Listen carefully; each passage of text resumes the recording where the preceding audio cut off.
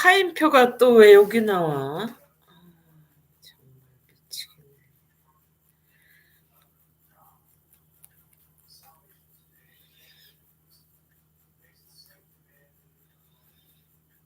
니네 왜 이렇게 나 괴롭히냐? 나 이렇게 귀찮게 굴지?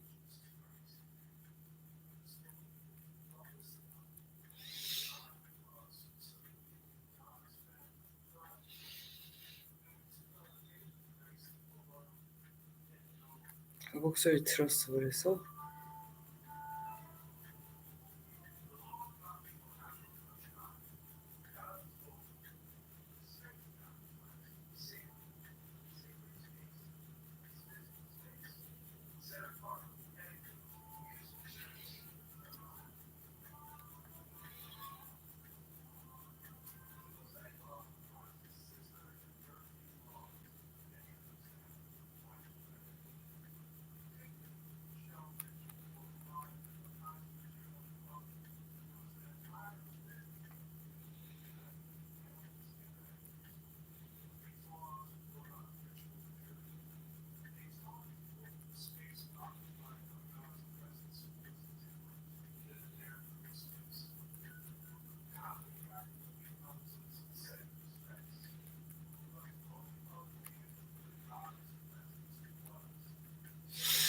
아니, 먹고 살기가 힘드냐? 어? 왜 그러니, 니네?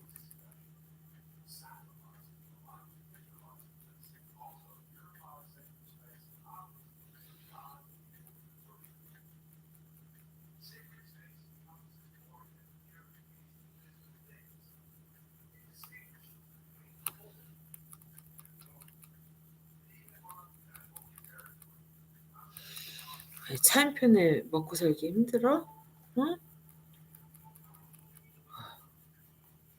추잡해 보일, 추잡하게 왜 그래?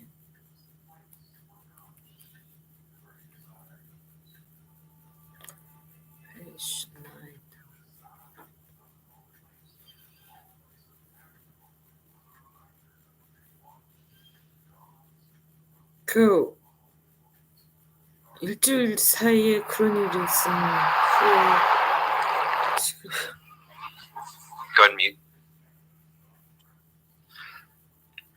And welcome. Go ahead and mute.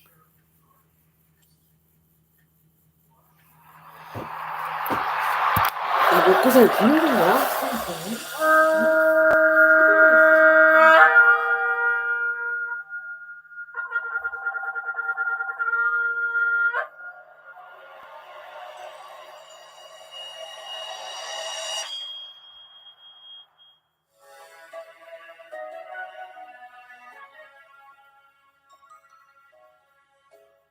Vaikra, Leviticus chapter 1. And Yahweh called unto Moshe, and spoke unto him out of the tabernacle of the assembly, saying, Speak unto the children of Yasharel, and say unto them, If any man of you bring an offering unto Yahweh, ye shall bring your offering of the cattle, even of the herd and of the flock. If his offering be a burnt sacrifice of the herd, let him offer a male without blemish. He shall offer it of his own voluntary will, at the door of the tabernacle of the assembly before Yahweh. And he shall put his hand upon the head of the burnt offering, and it shall be accepted for him to make an atonement for him. And he shall kill the bullock before Yahweh, and the priests, Aharon's sons, shall bring the blood, and sprinkle the blood round about upon the altar that is by the door of the tabernacle of the assembly. And he shall flay the burnt offering, and cut it into his pieces. And the sons of Aharon the priest shall put fire upon the altar, and lay the wood in order upon the fire. And the priests, Aharon's sons, shall lay the parts, the head, the fat, in order upon the wood that is on the fire, which is upon the altar. But his inwards and his legs shall he wash in water, and the priest shall burn all on the altar, to be a burnt sacrifice, an offering made by fire, of sweet savor unto Yahweh. And if his offering be of the flocks, namely of the sheep, or of the goats, for a burnt sacrifice, he shall bring it a male without blemish. And he shall kill it on the side of the altar northward, before Yahweh and the priest. Aharon's sons shall sprinkle his blood round about upon the altar. And he shall cut it into his pieces, with his head and his fat. And the priest shall lay them in order on the wood that is on the fire which is upon the altar. But he shall wash the inwards of the legs with water, and the priest shall bring it all, and burn it upon the altar.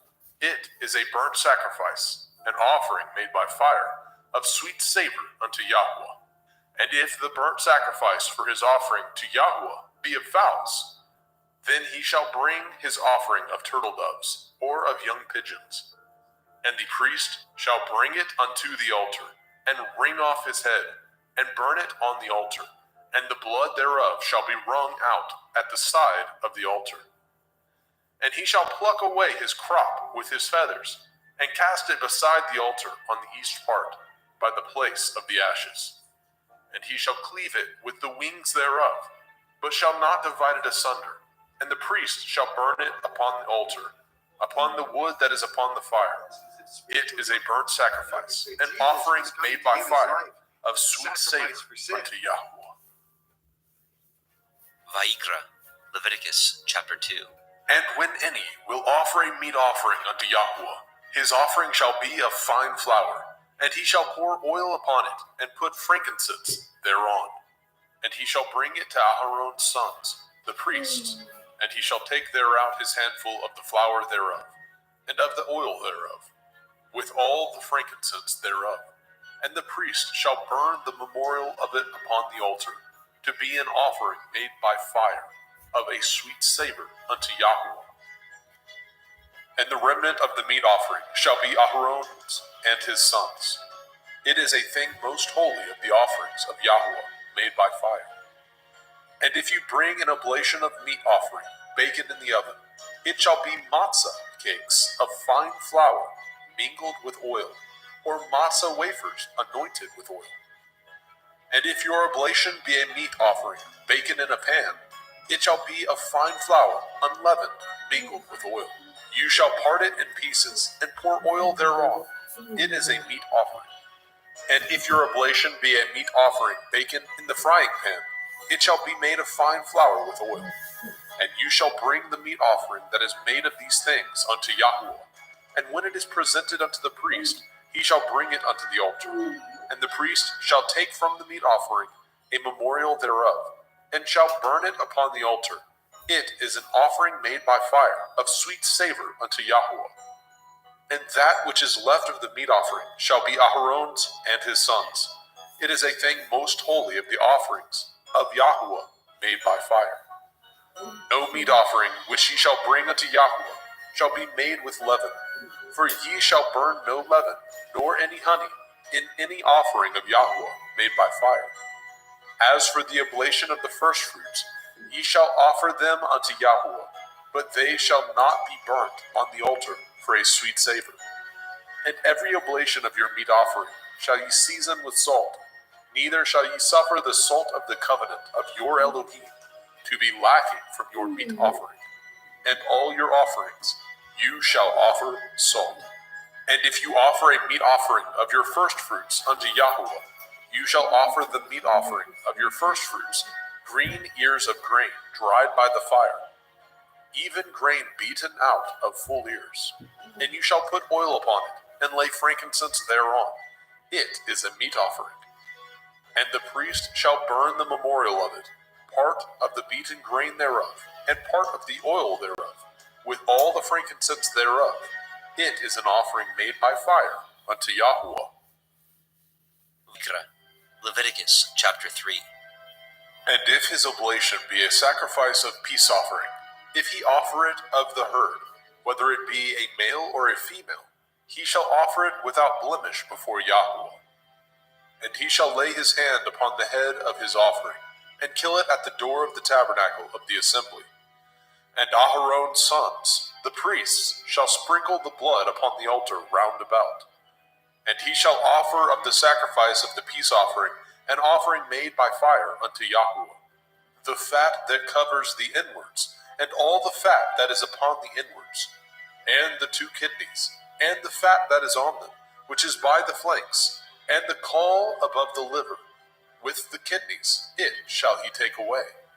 And Aharon's sons shall burn it on the altar upon the burnt sacrifice, which is upon the wood that is on the fire. It is an offering made by fire, of sweet savor unto Yahweh. And if his offering for a sacrifice of peace offering unto Yahweh be of the flock, male or female, he shall offer it without blemish. If he offer a lamb for his offering, then shall he offer before Yahweh. And he shall lay his hand upon the head of his offering, and kill it before the tabernacle of the assembly. And Aharon's sons shall sprinkle the blood thereof round about upon the altar.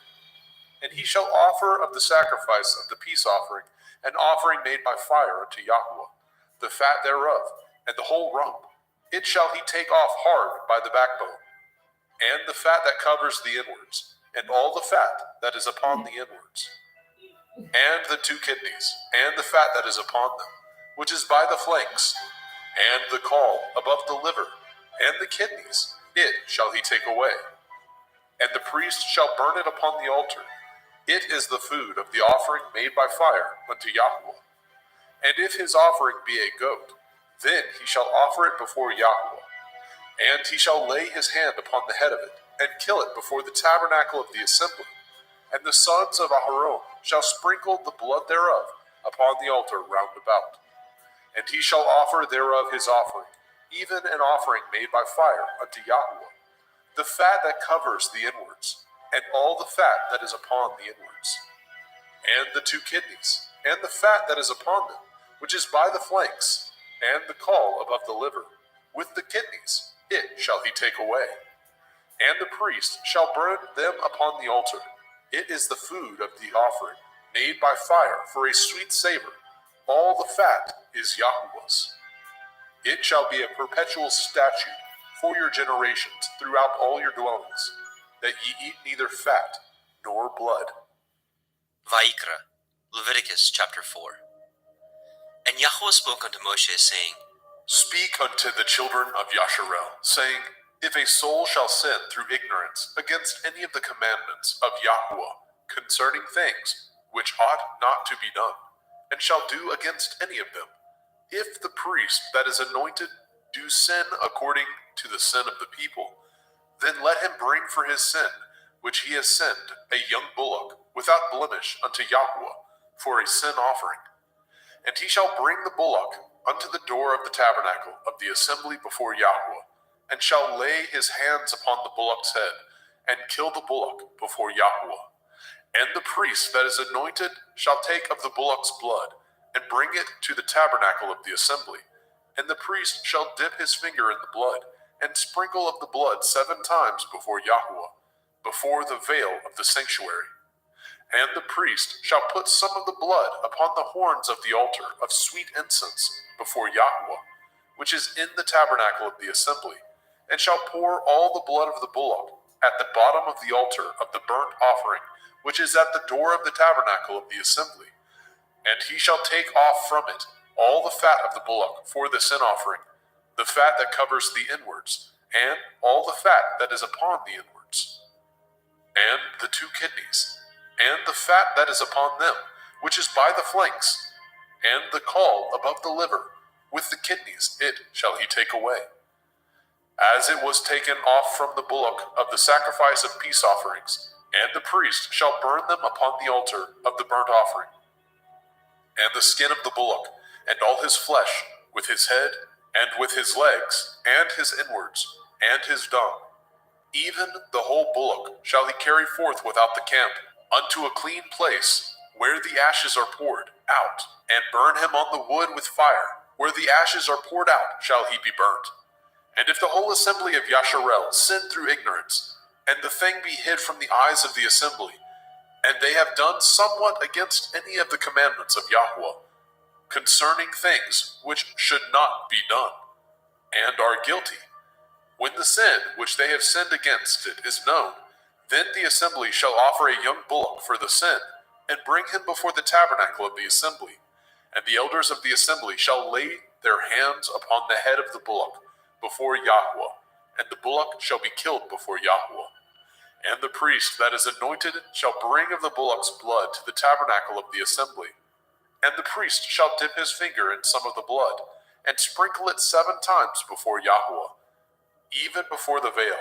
And he shall put some of the blood upon the horns of the altar, which is set before Yahweh, that is in the tabernacle of the assembly, and shall pour out all the blood at the bottom of the altar of the burnt offering, which is at the door of the tabernacle of the assembly. And he shall take all his fat from him, and burn it upon the altar. And he shall do with the bullock as he did with the bullock for a sin offering, so shall he do with this. And the priest shall make an atonement for them, and it shall be forgiven them. And he shall carry forth the bullock without the camp, and burn him as he burned the first bullock. It is a sin offering for the assembly. When a ruler has sinned, and done somewhat through ignorance against any of the commandments of Yahweh, Elohiah, concerning things which should not be done, and is guilty, or if his sin, wherein he has sinned, come to his knowledge, he shall bring his offering, a kid of the goats, a male without blemish, and he shall lay his hand upon the head of the goats, and kill it in the place where they killed the burnt offering before Yahweh. It is a sin offering. And the priest shall take of the blood of the sin offering with his finger, and put it upon the horns of the altar of burnt offering, and shall pour out his blood at the bottom of the altar of burnt offering. And he shall burn all his fat upon the altar, as the fat of the sacrifice of peace offerings.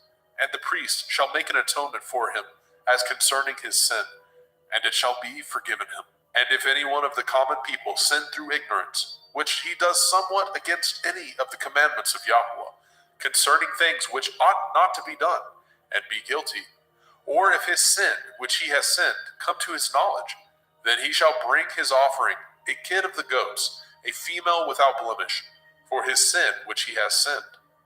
And he shall lay his hand upon the head of the sin offering, and slay the sin offering in the place of the burnt offering. And the priest shall take of the blood thereof with his finger, and put it upon the horns of the altar of burnt offering, and shall pour out all the blood thereof at the bottom of the altar. And he shall take away all the fat thereof, as the fat is taken away from off the sacrifice of peace offerings. And the priest shall burn it upon the altar for a sweet savor unto Yahweh. And the priest shall make an atonement for him, and it shall be forgiven him. And if he bring a lamb for a sin offering, he shall bring it a female without blemish. And he shall lay his hand upon the head of the sin offering, and slay it for the sin offering in the place where they killed the burnt offering.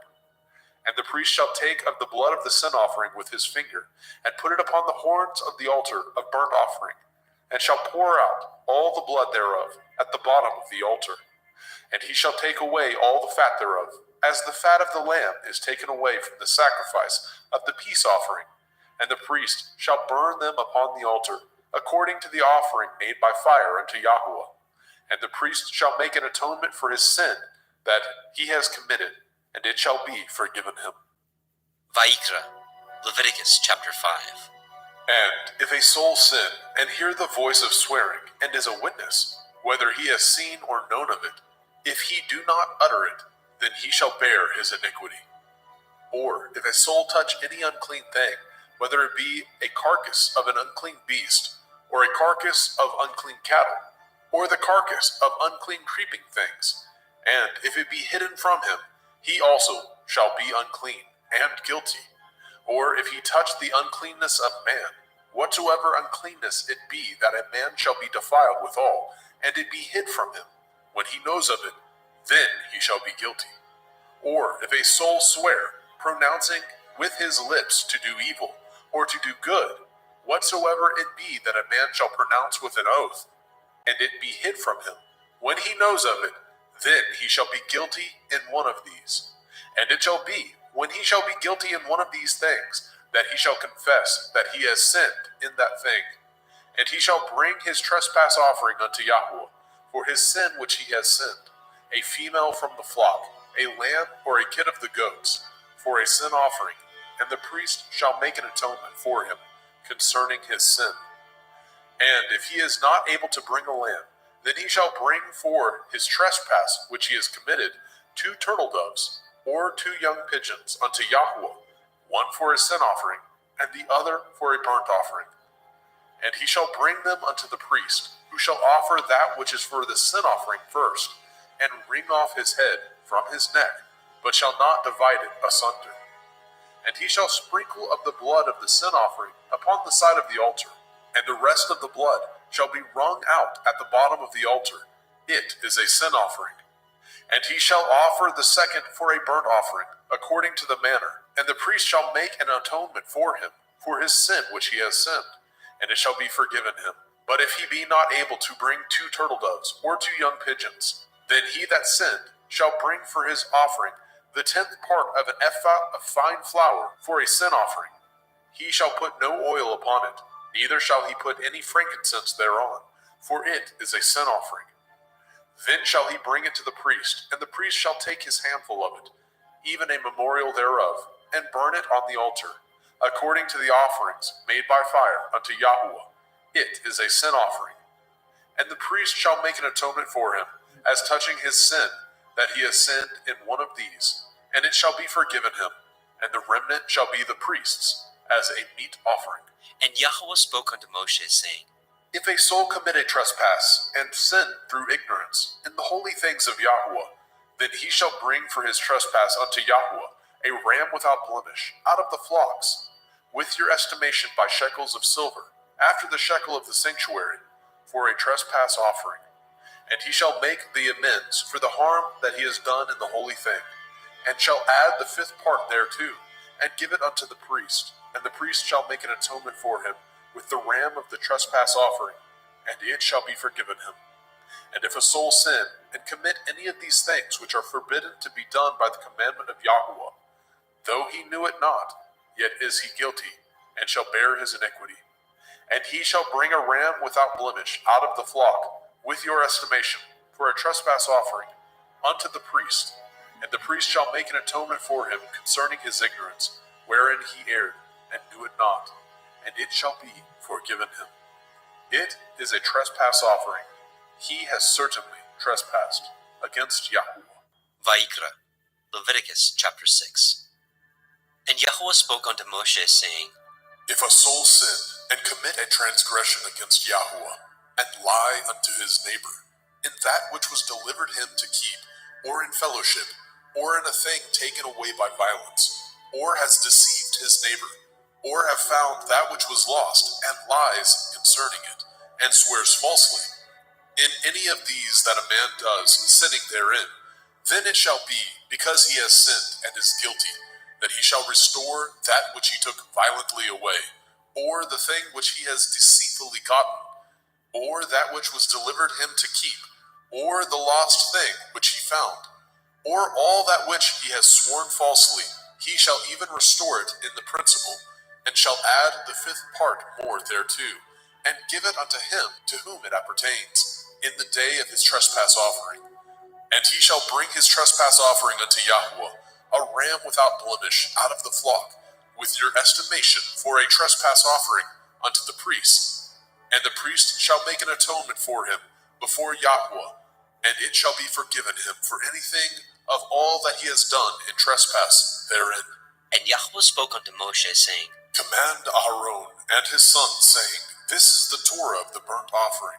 It is the burnt offering because of the burning upon the altar all night unto the morning, and the fire of the altar shall be burning in it. And the priest shall put on his linen garment, and his linen breeches shall he put upon his flesh, and take up the ashes which the fire has consumed with the burnt offering on the altar, and he shall put them beside the altar. And he shall put off his garments, and put on other garments, and carry forth the ashes without the camp unto a clean place. And the fire upon the altar shall be burning in it. It shall not be put out. And the priest shall burn wood on it every morning, and lay the burnt offering in order upon it, and he shall burn thereon the fat of the peace offerings. The fire shall ever be burning upon the altar. It shall never go out. And this is the Torah of the meat offering. The sons of Aharon shall offer it before Yahuwah, before the altar.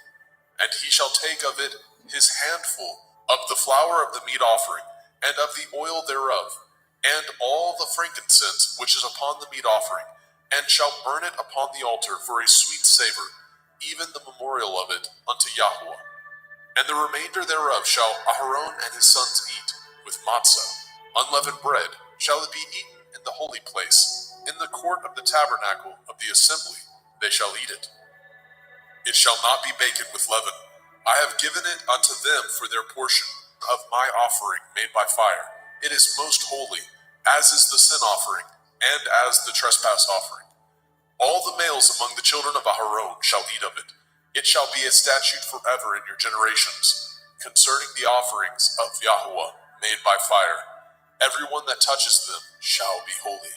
And Yahweh spoke unto Moshe, saying, This is the offering of Aharon and his sons, which they shall offer unto Yahweh in the day when he is anointed. The 10th part of an ephah of fine flour for a meat offering perpetual, half of it in the morning and half thereof at night. In a pan it shall be made with oil, and when it is baken, you shall bring it in, and the baken pieces of the meat offering shall you offer for a sweet savor unto Yahweh. And the priest of his sons that is anointed in his stead shall offer it. It is a statute forever unto Yahweh. It shall be wholly burnt. For every meat offering for the priest shall be wholly burnt. It shall not be eaten. And Yahweh spoke unto Moshe, saying, Speak unto Aharon and to his sons, saying, This is the Torah of the sin offering. In the place where the burnt offering is killed, shall the sin offering be killed before Yahweh. It is most holy. The priest that offers it for sin shall eat it. In the holy place shall it be eaten, in the court of the tabernacle of the assembly. Whatsoever shall touch the flesh thereof shall be holy. And when there is sprinkled of the blood thereof upon any garment, you shall wash that whereon it was sprinkled in the holy place. But the earthen vessel wherein it was sodden shall be broken. And if it be sodden in a brazen pot, it shall be both scoured and rinsed in water. All the males among the priests shall eat thereof. It is most holy. And no sin offering, whereof any of the blood is brought into the tabernacle of the assembly, to reconcile withal, in the holy place, shall be eaten. It shall be burnt in the fire.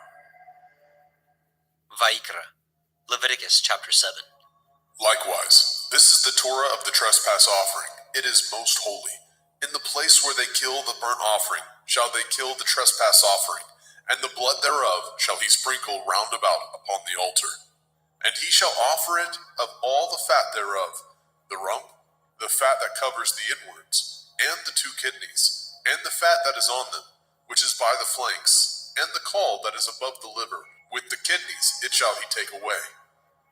And the priest shall burn them upon the altar for an offering made by fire unto Yahweh. It is a trespass offering. Every male among the priests shall eat thereof. It shall be eaten in the holy place. It is most holy. As the sin offering is, so is the trespass offering. There is one Torah for them.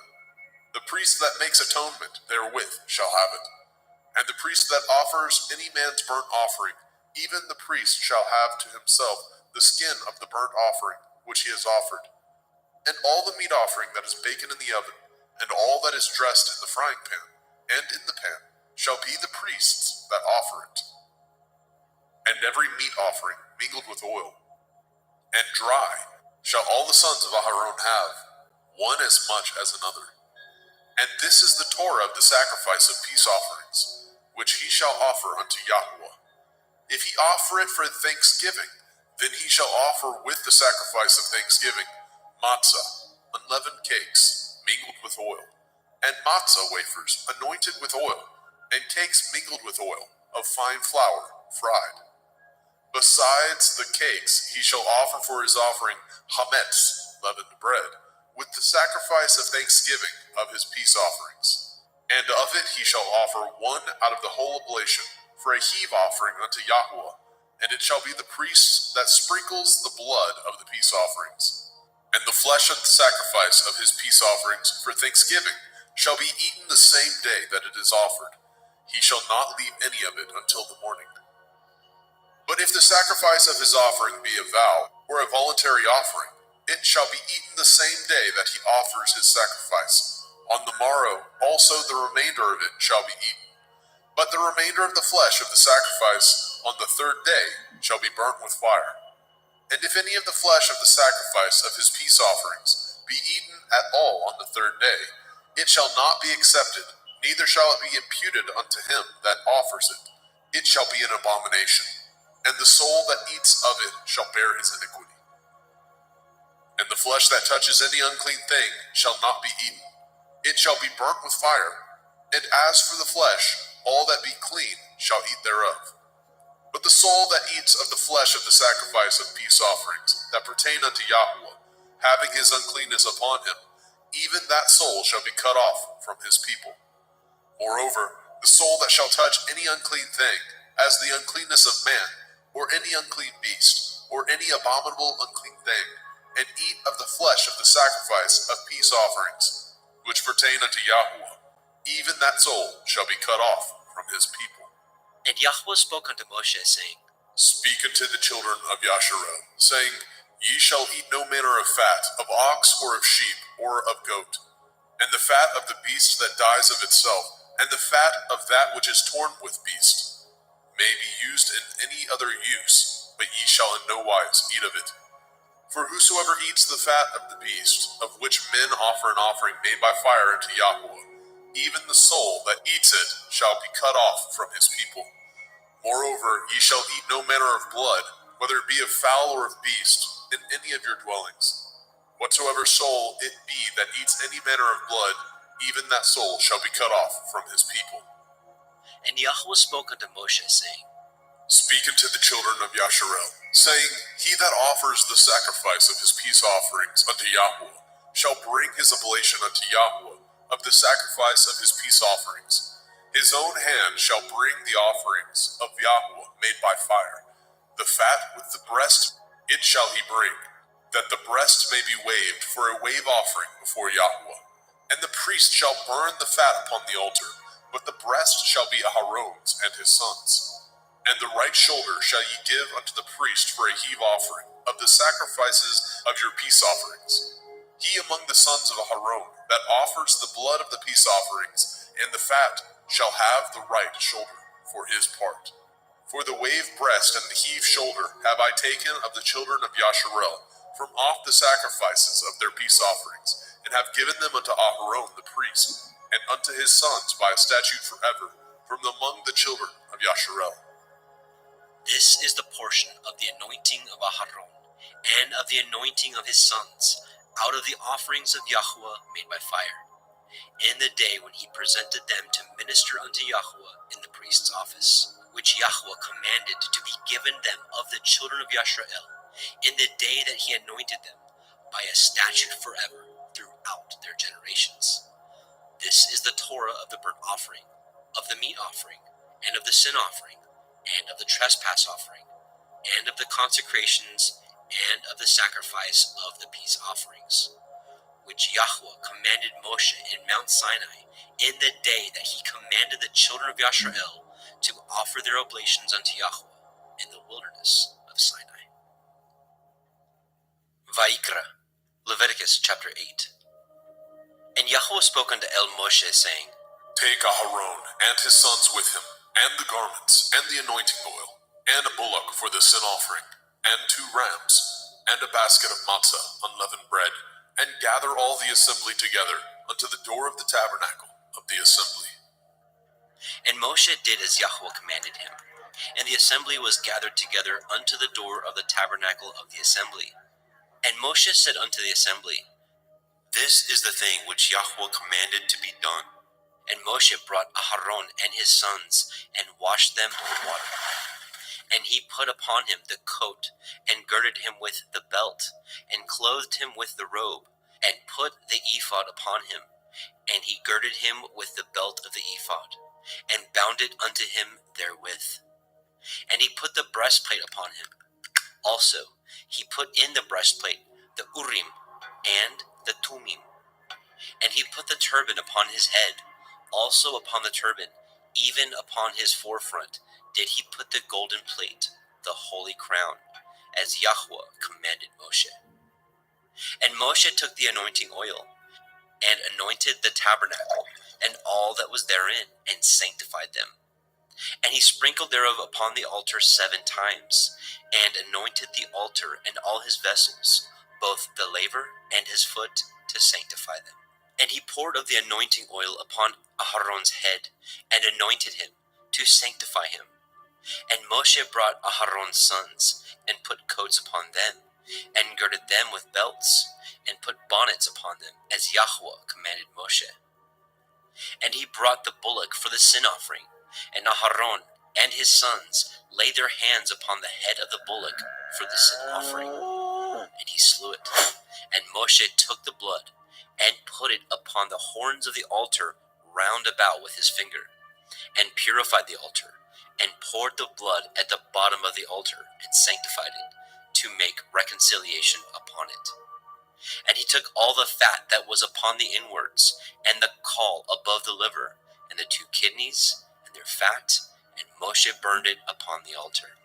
But the bullock, and his hide, and his flesh, and his dung, he burnt with fire without the camp, as Yahweh commanded Moshe. And he brought the ram for the burnt offering, and Aharon and his sons laid their hands upon the head of the ram, and he killed it. And Moshe sprinkled the blood upon the altar round about. And he cut the ram into pieces, and Moshe burnt the head, and the pieces, and the fat. And he washed the inwards and the legs in water, and Moshe burnt the whole ram upon the altar. It was a burnt sacrifice for a sweet savor, and an offering made by fire unto Yahweh, as Yahweh commanded Moshe. And he brought the other ram, the ram of consecration, and Aharon and his sons laid their hands upon the head of the ram, and he slew it. And Moshe took of the blood of it, and put it upon the tip of Aharon's right ear, and upon the thumb of his right hand, and upon the great toe of his right foot. And he brought Aharon's sons, and Moshe put of the blood upon the tip of their right ear, and upon the thumbs of their right hands, and upon the great toes of their right feet. And Moshe sprinkled the blood upon the altar round about. And he took the fat, and the rump, and the fat that was upon the inwards, and the caul above the liver, and the 2 kidneys, and their fat, and the right shoulder. And out of the basket of matzah that was before Yahweh, he took 1 matzah cake, and a cake of oiled bread, and 1 wafer, and put them on the fat, and upon the right shoulder. And he put all upon Aharon's hands, and upon his sons' hands, and waved them for a wave offering before Yahweh. And Moshe took them from off their hands, and burnt them on the altar upon the burnt offering. They were consecrations for a sweet savor. It is an offering made by fire unto Yahweh.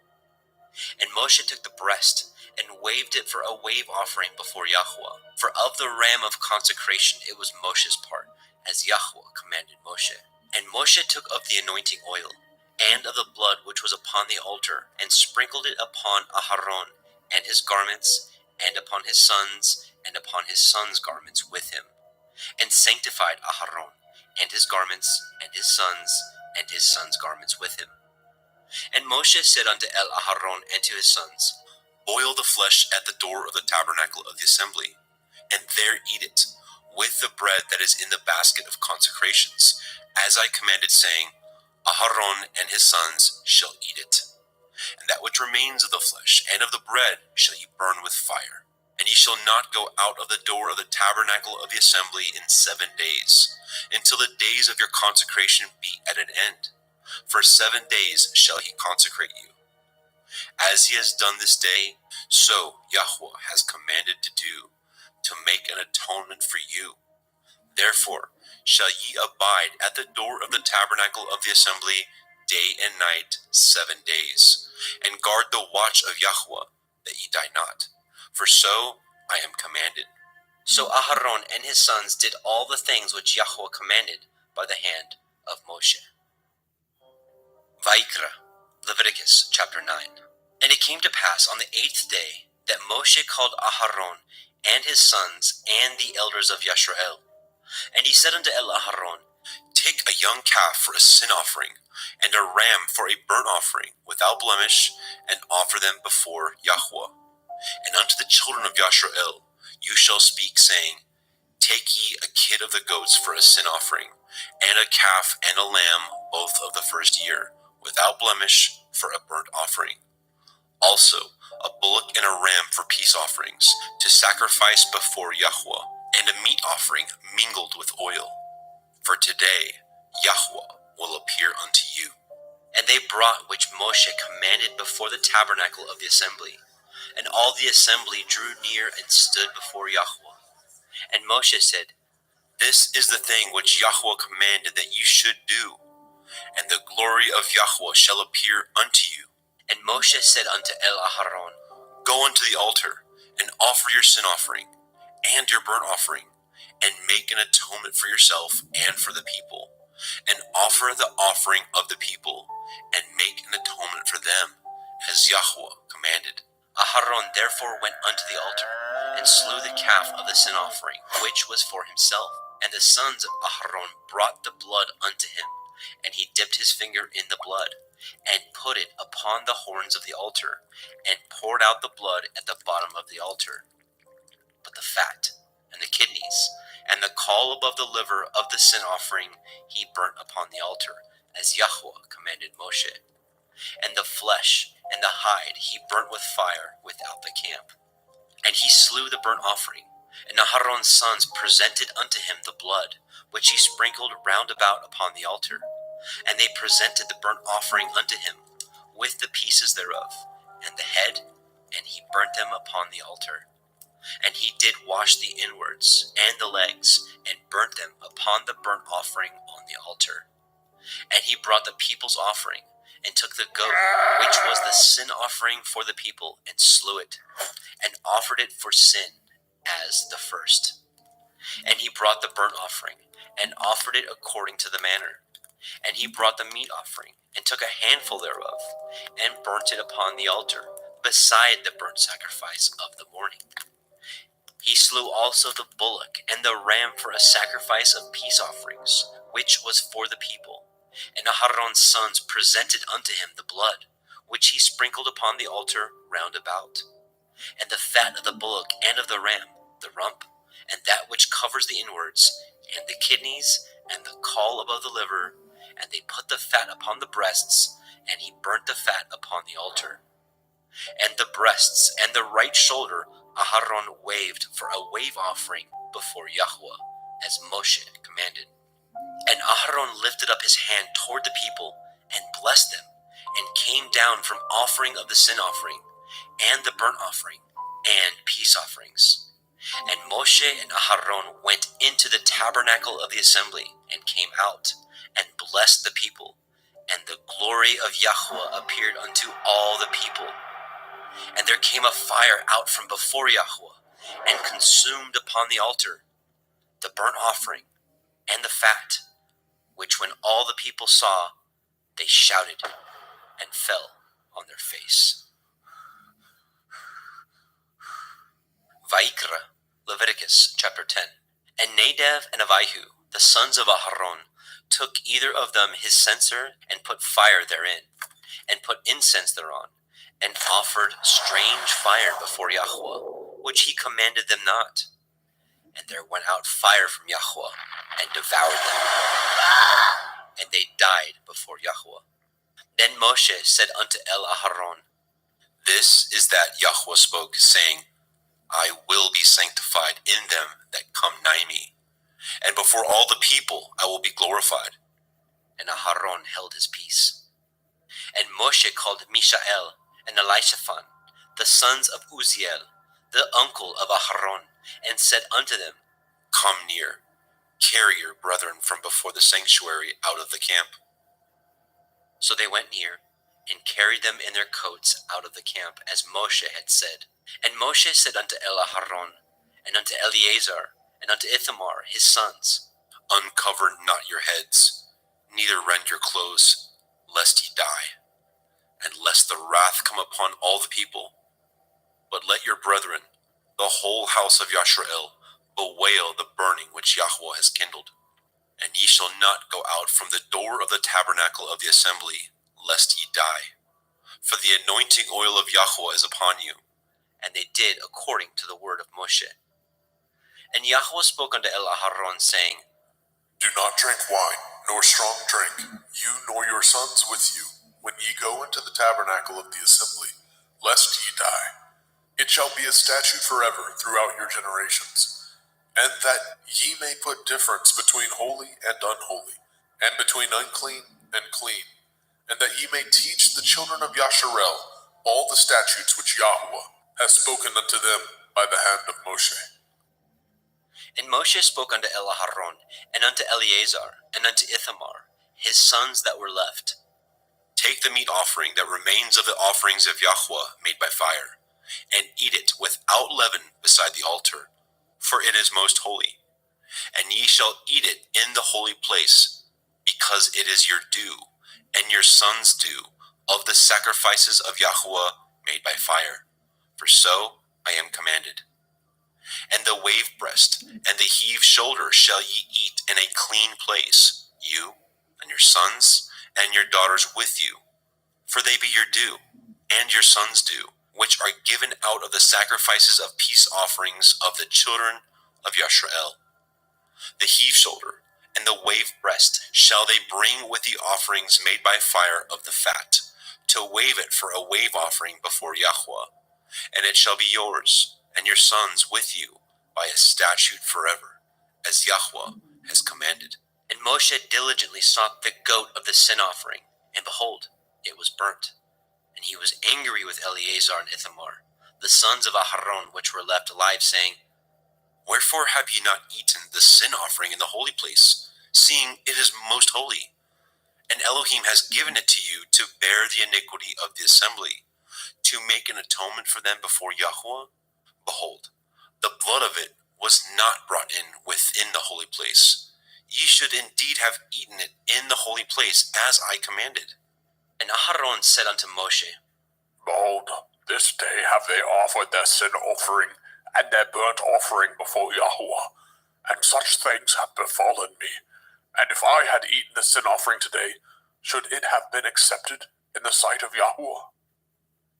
And when Moshe heard that, he was content. Vaikra, Leviticus chapter 11. And Yahuwah spoke unto El Moshe, and to El Aharon, saying unto them, Speak unto the children of Yasharel, saying, These are the beasts which ye shall eat among all the beasts that are on the earth. Whatsoever parts the hoof, and is cloven-footed, and chews the cud, among the beasts, that shall ye eat. Nevertheless, these shall ye not eat of them that chew the cud, or of them that divide the hoof. As the camel, because he chews the cud, but divides not the hoof, he is unclean unto you. And the coney, because he chews the cud, but divides not the hoof, he is unclean unto you. And the hare, because he chews the cud, but divides not the hoof, he is unclean unto you. And the swine, though he divide the hoof, and be cloven-footed, yet he chews not the cud, he is unclean to you. Of their flesh shall ye not eat, and their carcass shall ye not touch, they are unclean to you. These shall ye eat of all that are in the waters. Whatsoever has fins and scales in the waters, in the seas, and in the rivers, them shall you eat. And all that have not fins and scales in the seas, and in the rivers, of all that move in the waters, and of any living thing which is in the waters, they shall be an abomination unto you. They shall be even an abomination unto you. Ye shall not eat of their flesh, but ye shall have their carcasses in abomination. Whatsoever has no fins nor scales in the water, that shall be an abomination unto you. And these are they which ye shall have an abomination among the fowls. They shall not be eaten. They are an abomination, the eagle, the ossifrage, and the osprey, and the vulture, and the kite after his kind, every raven after his kind, and the owl, and the nighthawk, and the cuckow, and the hawk after his kind, and the little owl, and the cormorant, and the great owl, and the swan, and the pelican, and the gier eagle, and the stork, and the heron after her kind, and the lapwing, and the bat. All fowls that creep going upon all four shall be an abomination unto you. Yet these may ye eat of every flying creeping thing that goes upon all four, which have legs above their feet, to leap withal upon the earth. Even these of them ye may eat, the locust after his kind, and the bald locust after his kind, and the beetle after his kind, and the grasshopper after his kind. But all other flying creeping things, which have 4 feet, shall be an abomination unto you. And for these ye shall be unclean. Whosoever touches the carcass of them shall be unclean until the evening. And whosoever bears aught of the carcass of them shall wash his clothes, and be unclean until the evening. The carcass of every beast which divides the hoof, and is not cloven-footed, nor chews the cud, are unclean unto you. Every one that touches them shall be unclean. And whatsoever goes upon his paws, among all manner of beasts that go on all fours, those are unclean unto you. Whoso touches their carcass shall be unclean until the evening. And he that bears the carcass of them shall wash his clothes, and be unclean unto the evening. They are unclean unto you. These also shall be unclean unto you.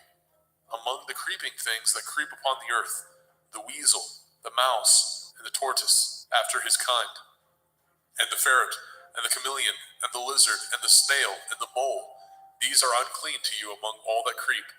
Whosoever touches them, when they be dead, shall be unclean until the evening. And upon whatsoever any of them, when they are dead, does fall, it shall be unclean, whether it be any vessel of wood, or raiment, or skin, or sack. Whatsoever vessel it be, wherein any work is done, it must be put into water, and it shall be unclean until the evening, so it shall be cleansed.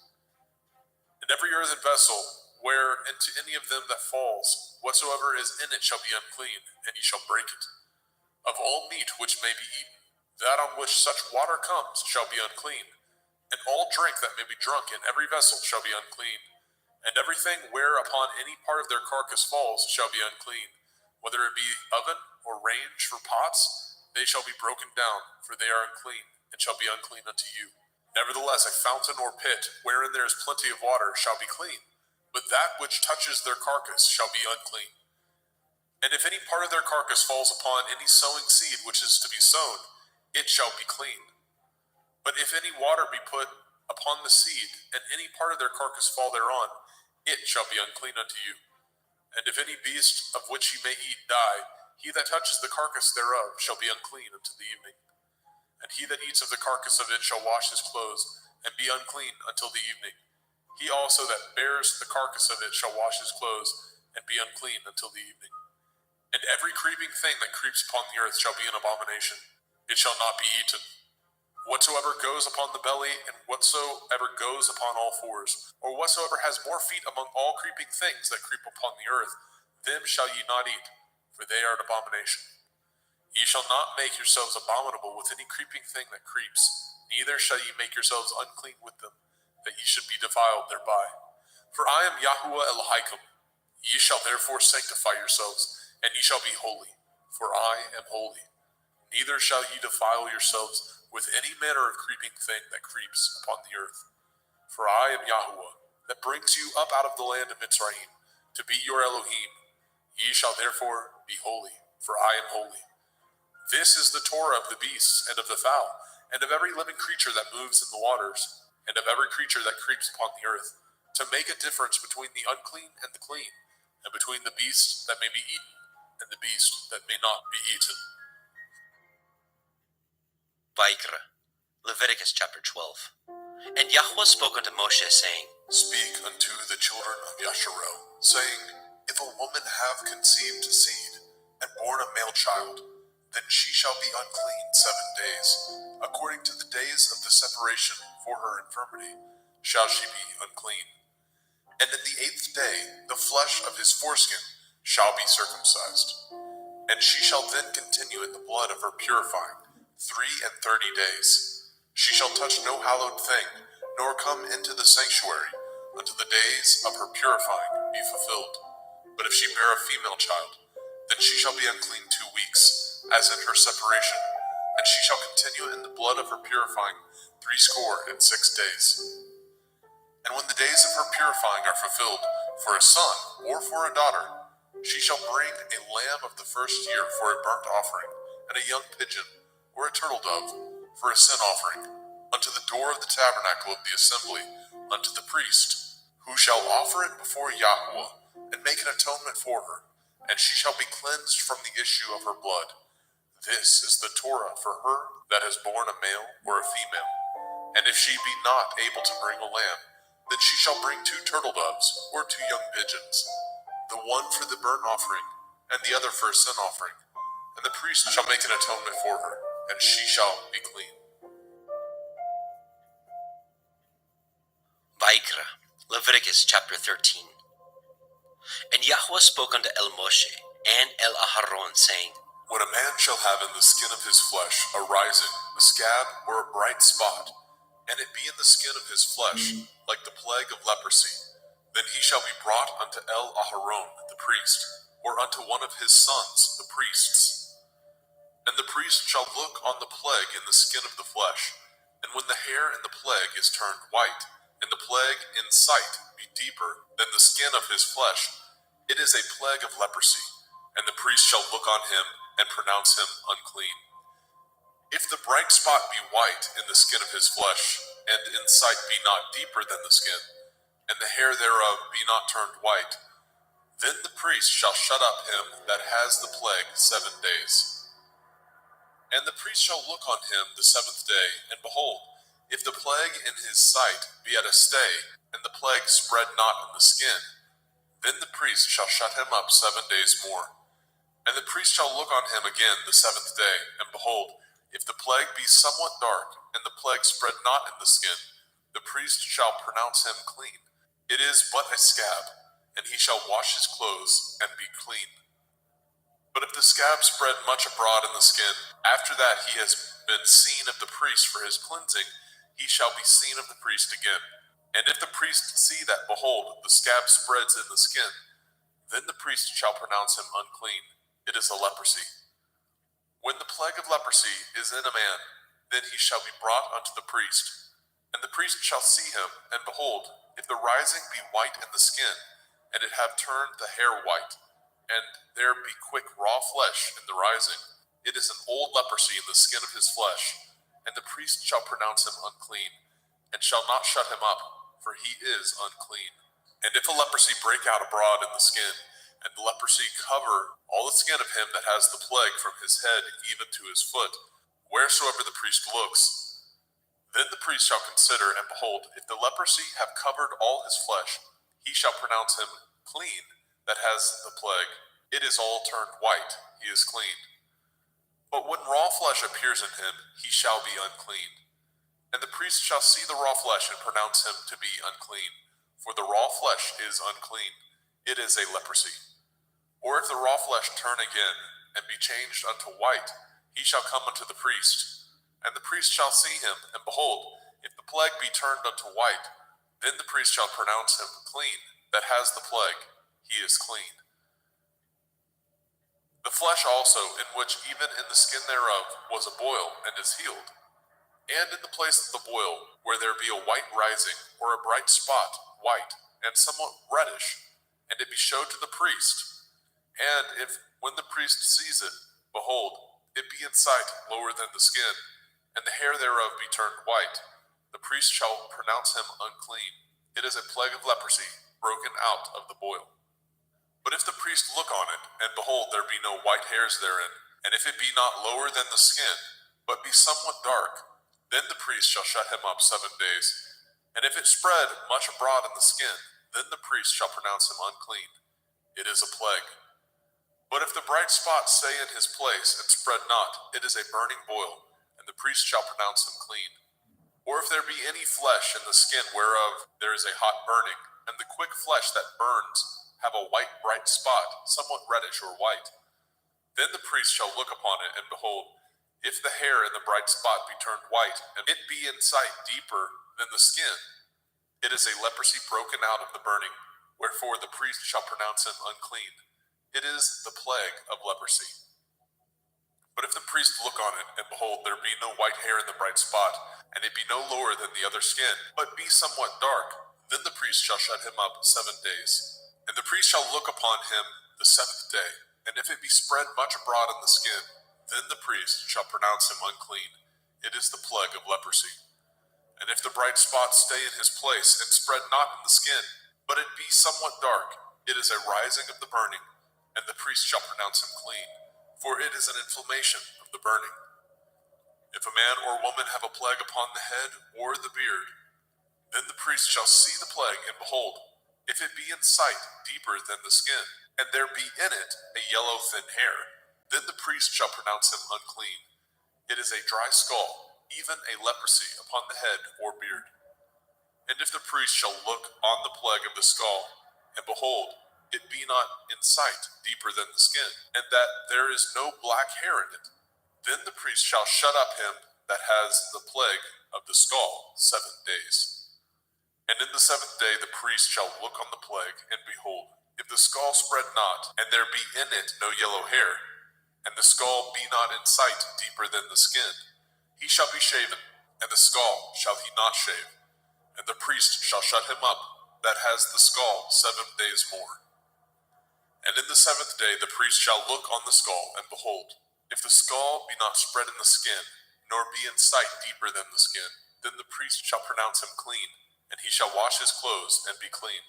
But if the skull spread much in the skin after his cleansing, then the priest shall look on him, and behold, if the skull be spread in the skin, the priest shall not seek for yellow hair, he is unclean. But if the skull be in his sight at his stay, and that there is a black hair grown up therein, the skull is healed, he is clean, and the priest shall pronounce him clean. If a man also or a woman have in the skin of their flesh bright spots, even white bright spots, then the priest shall look, and behold, if the bright spot in the skin of their flesh be darkish white, it is a freckled spot that grows in the skin, he is clean. And the man whose hair is fallen off his head, he is bald, yet is he clean. And he that has his hair fallen off from the part of his head towards his face, he is forehead bald, yet he is clean. And if there be in the bald head or bald forehead a white reddish sore, it is a leprosy sprung up in his bald head or his bald forehead. Then the priest shall look upon it, and behold, if the rising of the sore be white reddish in the bald head or in his bald forehead, as the leprosy appears in the skin of the flesh, he is a leprous man, he is unclean. The priest shall pronounce him utterly unclean, his plague is in his head. And the leper in whom the plague is, his clothes shall be rent, and his head bare, and he shall put a covering upon his upper lip, and shall cry, unclean, unclean. All the days wherein the plague shall be in him shall he be defiled. He is unclean. He shall dwell alone, without the camp shall his habitation be. The garment also that the plague of leprosy is in, whether it be a woolen garment or a linen garment, whether it be in the warp, the woof of linen, or of woolen, whether in a skin or anything made of skin.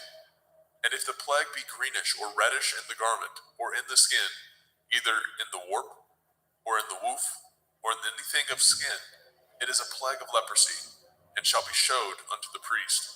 And the priest shall look upon the plague, and shut up it that has the plague 7 days. And he shall look on the plague on the 7th day. If the plague be spread in the garment, either in the warp or in the woof or in a skin, or in any work that is made of skin, the plague is a fretting leprosy, it is unclean. He shall therefore burn that garment, whether warp or woof, in woolen or in linen, anything of skin wherein the plague is, for it is a fretting leprosy, it shall be burnt in the fire.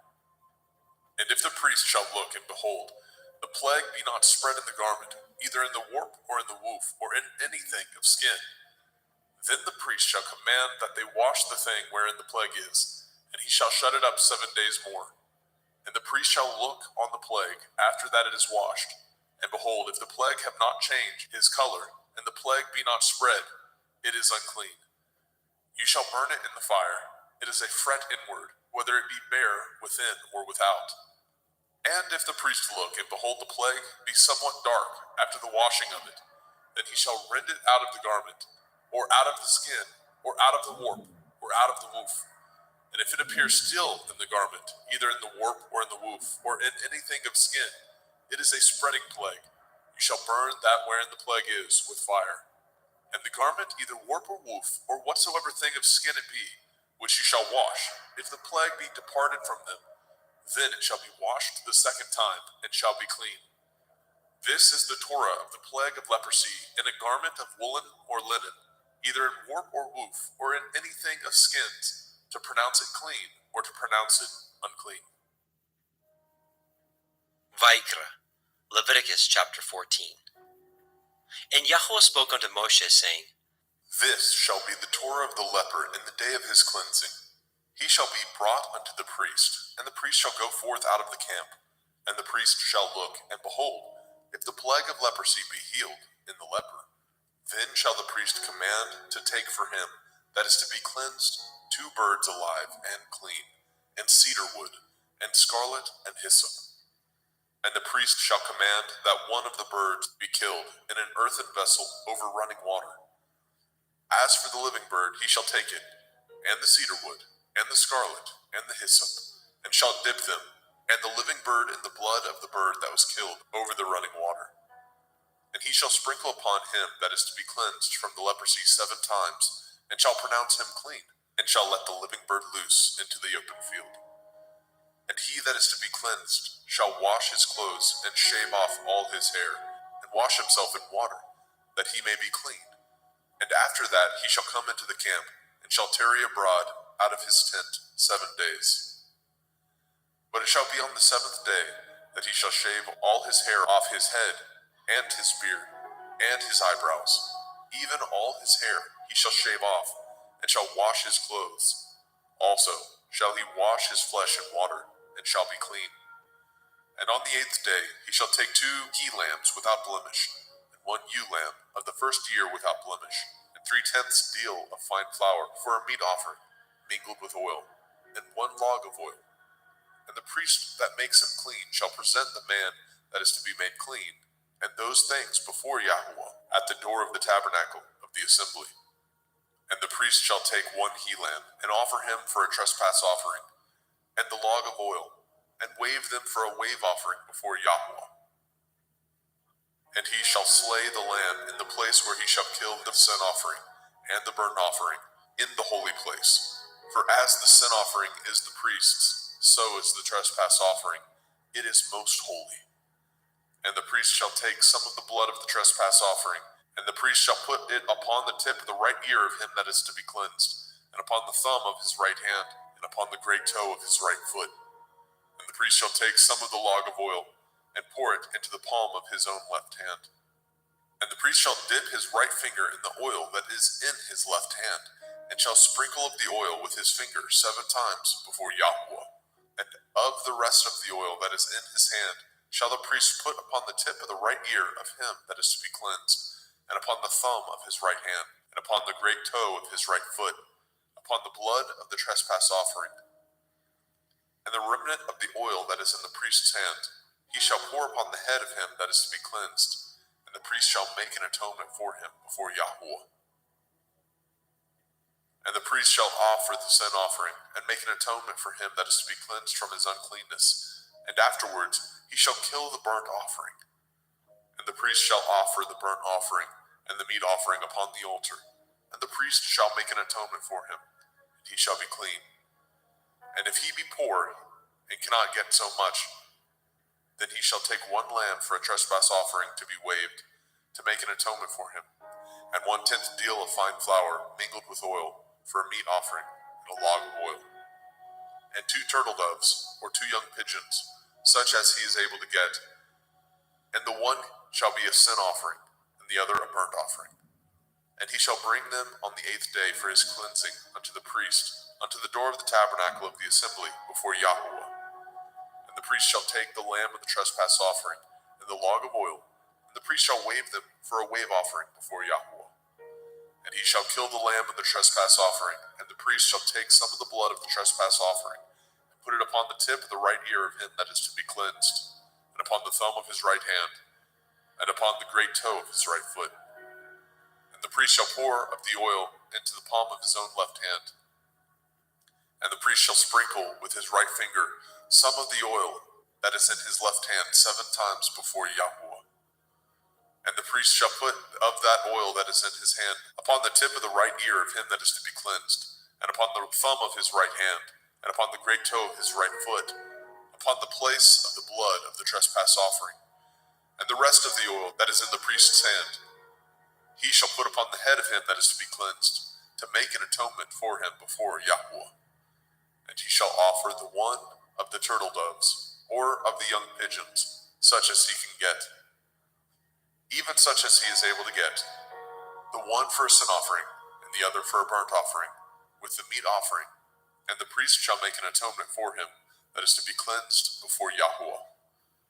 This is the Torah of him in whom is the plague of leprosy, whose hand is not able to get that which pertains to his cleansing.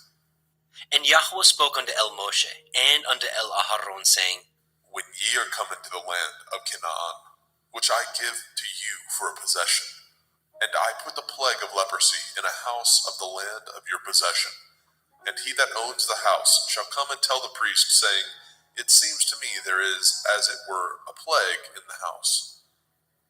Then the priest shall command that they empty the house before the priest go into it to see the plague, that all that is in the house be not made unclean. And afterward the priest shall go in to see the house. And he shall look on the plague, and behold, if the plague be in the walls of the house, with hollow strakes, greenish or reddish, which in sight are lower than the wall, then the priest shall go out of the house to the door of the house, and shut up the house 7 days. And the priest shall come again the 7th day, and shall look, and behold, if the plague be spread in the walls of the house, then the priest shall command that they take away the stones in which the plague is, and they shall cast them into an unclean place without the city. And he shall cause the house to be scraped within round about, and they shall pour out the dust that they scrape off without the city into an unclean place. And they shall take other stones, and put them in the place of those stones, and he shall take other mortar, and shall plaster the house. And if the plague come again, and break out in the house, after that he has taken away the stones, and after he has scraped the house, and after it is plastered, then the priest shall come and look, and behold, if the plague be spread in the house, it is a fretting leprosy in the house, it is unclean. And he shall break down the house, the stones of it, and the timber thereof, and all the mortar of the house, and he shall carry them forth out of the city into an unclean place. Moreover, he that goes into the house all the while that it is shut up shall be unclean until the evening. And he that lies in the house shall wash his clothes, and he that eats in the house shall wash his clothes. And if the priest shall come in and look upon it, and behold, the plague has not spread in the house, after the house was plastered, then the priest shall pronounce the house clean, because the plague is healed. And he shall take to cleanse the house 2 birds, and cedar wood, and scarlet, and hyssop. And he shall kill the one of the birds in an earthen vessel over running water. And he shall take the cedar wood, and the hyssop, and the scarlet, and the living bird, and dip them in the blood of the slain bird, and in the running water, and sprinkle the house 7 times. And he shall cleanse the house with the blood of the bird, and with the running water, and with the living bird, and with the cedar wood, and with the hyssop, and with the scarlet. But he shall let go of the living bird out of the city into the open field, and make an atonement for the house, and it shall be clean.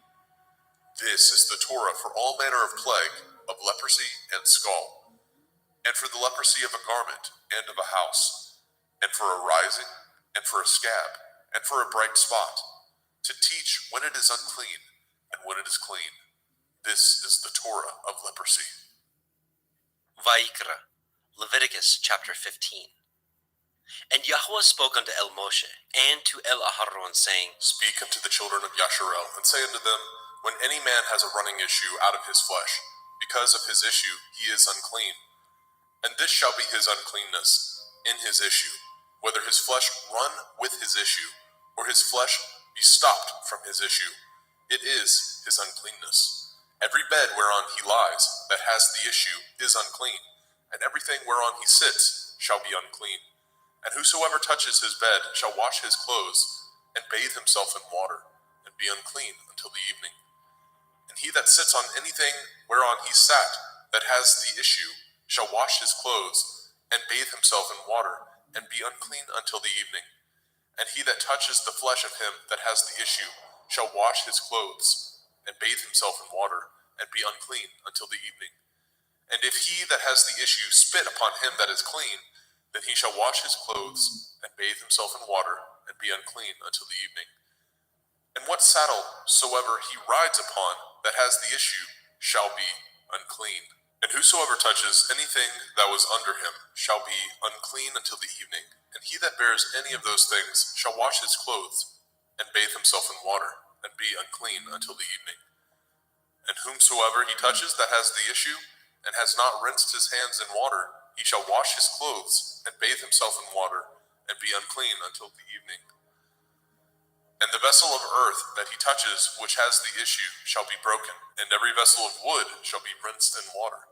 And when he that has an issue is cleansed of his issue, then he shall number to himself 7 days for his cleansing, and wash his clothes, and bathe his flesh in running water, and shall be clean. And on the 8th day he shall take to him 2 turtle doves, or 2 young pigeons, and come before Yahuwah unto the door of the tabernacle of the assembly, and give them unto the priest. And the priest shall offer them, the one for a sin offering, and the other for a burnt offering. And the priest shall make an atonement for him before Yahuwah for his issue. And if any man's seed of copulation go out from him, then he shall wash all his flesh in water, and be unclean until the evening. And every garment and every skin whereon is the seed of copulation shall be washed with water, and be unclean until the evening. The woman also with whom the man shall lie with seed of copulation, they shall both bathe themselves in water, and be unclean until the evening. And if a woman have an issue, and her issue in her flesh be blood, she shall be put apart 7 days, and whosoever touches her shall be unclean until the evening. And everything that she lies upon in her separation shall be unclean. Everything also that she sits upon shall be unclean. And whosoever touches her bed shall wash his clothes, and bathe himself in water, and be unclean until the evening. And whosoever touches anything that she sat upon shall wash his clothes, and bathe himself in water, and be unclean until the evening. And if it be on her bed, or on anything whereon she sits, when he touches it, he shall be unclean until the evening. And if any man lie with her at all, and her flower be upon him, he shall be unclean 7 days, and all the bed whereon he lies shall be unclean. And if a woman have an issue of her blood many days out of the time of her separation, or if it run beyond the time of her separation, all the days of the issue of her uncleanness shall be as the days of her separation. She shall be unclean. Every bed whereon she lies, all the days of her issue, shall be unto her as the bed of her separation, and whatsoever she sits upon shall be unclean, as the uncleanness of her separation. And whosoever touches those things shall be unclean, and shall wash his clothes, and bathe himself in water, and be unclean until the evening. But if she be cleansed of her issue, then she shall number to herself 7 days, and after that she shall be clean. And on the 8th day she shall take unto her 2 turtle doves, or 2 young pigeons, and bring them unto the priest to the door of the tabernacle of the assembly. And the priest shall offer the one for a sin offering, and the other for a burnt offering. And the priest shall make an atonement for her before Yahuwah for the issue of her uncleanness. Thus shall ye separate the children of Yasharel from their uncleanness, that they die not in their uncleanness, when they defile my tabernacle that is among them. This is the Torah of him that has an issue, and of him whose seed goes from him, and is defiled therewith, and of her that is sick of her flowers, and of him that has an issue, of the man and of the woman, and of him that lies with her that is unclean. Vayikra, Leviticus chapter 16. And Yahweh spoke unto Moshe after the death of the 2 sons of Aharon, when they offered before Yahweh and died. And Yahweh said unto El Moshe, Speak unto El Aharon your brother, that he come not at all times into the holy place within the veil before the mercy seat, which is upon the ark, that he die not. For I will appear in the cloud upon the mercy seat. Thus shall Aharon come into the holy place, with a young bullock for a sin offering, and a ram for a burnt offering. He shall put on the holy linen coat, and he shall have the linen breeches upon his flesh, and shall be girded with a linen belt, and with the linen turban shall he be attired. These are holy garments. Therefore shall he wash his flesh in water, and so put them on. And he shall take of the assembly of the children of Yasharel 2 kids of the goats for a sin offering, and 1 ram for a burnt offering. And Aharon shall offer his bullock of the sin offering, which is for himself, and make an atonement for himself and for his house. And he shall take the 2 goats, and present them before Yahuwah at the door of the tabernacle of the assembly. And Aharon shall cast lots upon the 2 goats, 1 lot for Yahuwah, and the other lot for Azazel. And Aharon shall bring the goat upon which Yahuwah's lot fell, and offer him for a sin offering. But the goat on which the lot fell to be for Azazel shall be presented alive before Yahuwah, to to make an atonement with him, and to let him go for Azazel into the wilderness. And Aaron shall bring the bullock of the sin offering, which is for himself, and shall make an atonement for himself and for his house, and shall kill the bullock of the sin offering, which is for himself. And he shall take a censer full of burning coals of fire from off the altar before Yahuwah, and his hands full of sweet incense beaten small, and bring it within the veil. And he shall put the incense upon the fire before Yahuwah, that the cloud of the incense may cover the mercy seat that is upon the testimony, that he die not. And he shall take of the blood of the bullock, and sprinkle it with his finger upon the mercy seat eastward. And before the mercy seat shall he sprinkle of the blood with his finger 7 times. Then shall he kill the goat of the sin offering that is for the people, and bring his blood within the veil, and do with that blood as he did with the blood of the bullock, and sprinkle it upon the mercy seat, and before the mercy seat. And he shall make an atonement for the holy place, because of the uncleanness of the children of Yasharel, and because of their transgressions, in all their sins. And so shall he do for the tabernacle of the assembly, that remains among them in the midst of their uncleanness. And there shall be no man in the tabernacle of the assembly, when he goes to make an atonement in the holy place, until he comes out, and have made an atonement for himself, and for his household, and for all the assembly of Yasharel. And he shall go out unto the altar that is before Yahuwah, and make an atonement for it, and shall take of the blood of the bullock, and of the blood of the goat, and put it upon the horns of the altar round about.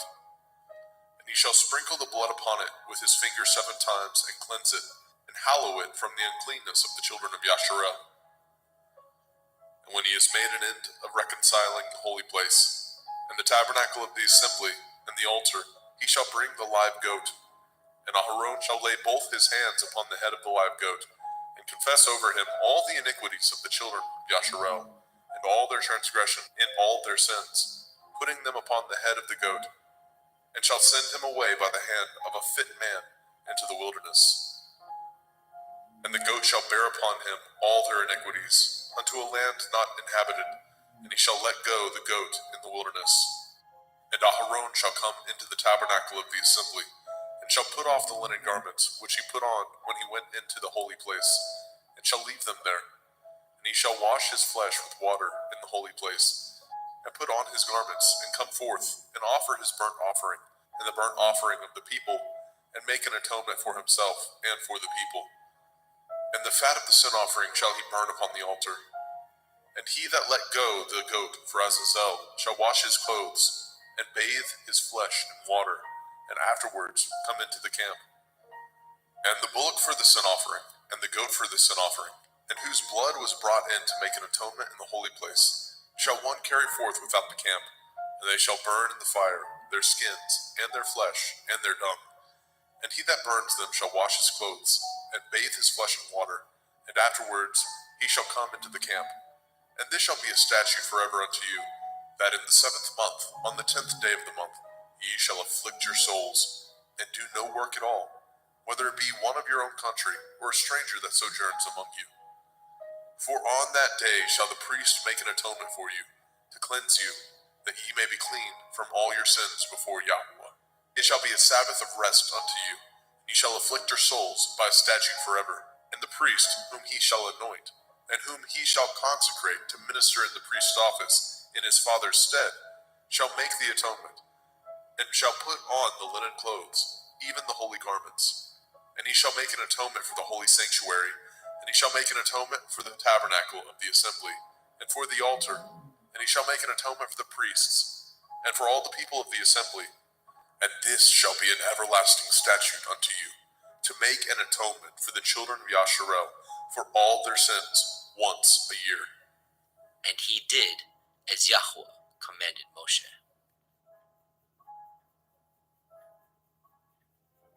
Vayikra, Leviticus chapter 17.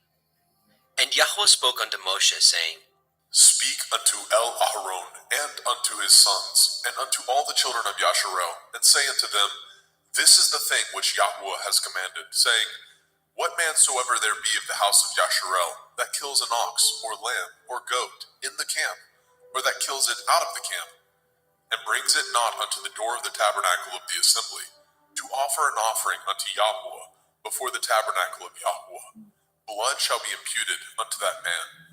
He has shed blood, and that man shall be cut off from among his people. To the end that the children of Yasharel may bring their sacrifices, which they offer in the open field, even that they may bring them unto Yahweh, unto the door of the tabernacle of the assembly, unto the priest, and offer them for peace offerings unto Yahweh. And priests shall sprinkle the blood upon the altar of Yahweh at the door of the tabernacle of the assembly, and burn the fat for a sweet savor unto Yahweh. And they shall no more offer their sacrifices unto devils, after whom they have gone a whoring. This shall be a statute forever unto them throughout their generations. And you shall say unto them, Whatsoever man there be of the house of Yasharel, or of the strangers which sojourn among you, that offers a burnt offering or sacrifice, and brings it not unto the door of the tabernacle of the assembly, to offer it unto Yahweh, even that man shall be cut off from among his people. And whatsoever man there be of the house of Yasharel, or of the strangers that sojourn among you, that eats any manner of blood, I will even set my face against that soul that eats the blood, and will cut him off from among his people. For the soul of the flesh is in the blood. He and I have given it to you upon the altar to make an atonement for your souls. For it is the blood of him that makes an atonement in the soul. Therefore I said unto the children of Yasharel, No soul of you shall eat blood, neither shall any stranger that sojourns among you eat blood. And whatsoever man there be of the children of Yasharel, or of the strangers that sojourn among you, which hunts and catches a beast or fowl that may be eaten, he shall even pour out the blood thereof, and cover it with dust. For it is the life of all flesh, the blood of it is for the life thereof. Therefore I said unto the children of Yasharel, Ye shall eat the blood of no manner of flesh, for the life of all flesh is the blood thereof. Whosoever eats it shall be cut off. And every soul that eats that which died of itself, or that which was torn with beasts, whether it be one of your own country or a stranger, he shall both wash his clothes and bathe himself in water, and be unclean until the evening. Then shall he be clean. But if he wash them not, nor bathe his flesh, then he shall bear his iniquity.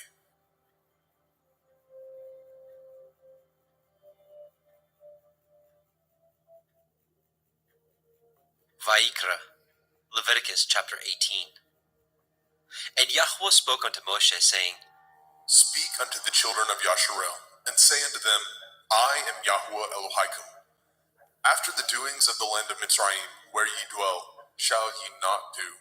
And after the doings of the land of Canaan, whither I bring you, shall ye not do. Neither shall ye walk in their ordinances. Ye shall do my judgments, and guard my ordinances, to walk therein. I am Yahuwah Elohim. Ye shall therefore guard my statutes and my judgments, which if a man do, he shall live in them. I am Yahuwah. None of you shall approach to any that is near of kin to him, to uncover their nakedness. I am Yahuwah. The nakedness of your father, or the nakedness of your mother, shall you not uncover. She is your mother. You shall not uncover her nakedness. The nakedness of your father's woman shall you not uncover. It is your father's nakedness. The nakedness of your sister, the daughter of your father, the daughter of your mother, whether she be born at home or born abroad, even their nakedness you shall not uncover. The nakedness of your son's daughter, or of your daughter's daughter, even their nakedness you shall not uncover, for theirs is your own nakedness. The nakedness of your father's woman's daughter, begotten of your father, she is your sister, you shall not uncover her nakedness. You shall not uncover the nakedness of your father's sister, she is your father's near kinswoman. You shall not uncover the nakedness of your mother's sister, for she is your mother's near kinswoman. You shall not uncover the nakedness of your father's brother. You shall not approach to his woman, she is your aunt. You shall not uncover the nakedness of your daughter-in-law, she is your son's woman. You shall not uncover her nakedness. You shall not uncover the nakedness of your brother's woman, it is your brother's nakedness.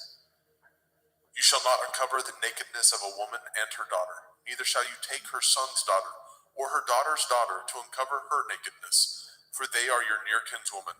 It is wickedness. Neither shall you take a woman to her sister, to vex her, to uncover her nakedness, beside the other in her lifetime. Also you shall not approach unto a woman to uncover her nakedness, as long as she is put apart for her uncleanness. Moreover, you shall not lie carnally with your neighbor's woman to defile yourself with her. And you shall not let any of your seed pass through the fire to Molech, neither shall you profane the name of your Elohim. I am Yahuwah. You shall not lie with mankind as with womankind. It is an abomination. Neither shall you lie with any beast to defile yourself therewith. Neither shall any woman stand before a beast to lie down thereto. It is confusion. Defile not ye yourselves in any of these things, for in all these the nations are defiled, which I cast out before you. And the land is defiled, therefore I do visit the iniquity thereof upon it, and the land itself vomits out her inhabitants. Ye shall therefore guard my statutes and my judgments, and shall not commit any of these abominations, neither any of your own nation, nor any stranger that sojourns among you. For all these abominations have the men of the land done, which were before you, and the land is defiled, that the land spew not you out also, when ye defile it, as it spewed out the nations that were before you. For whosoever shall commit any of these abominations, even the souls that commit them shall be cut off from among their people. Therefore shall ye guard my ordinance, that ye commit not any of these abominable customs, which were committed before you, and that ye defile not yourselves therein. I am Yahuwah Elohim.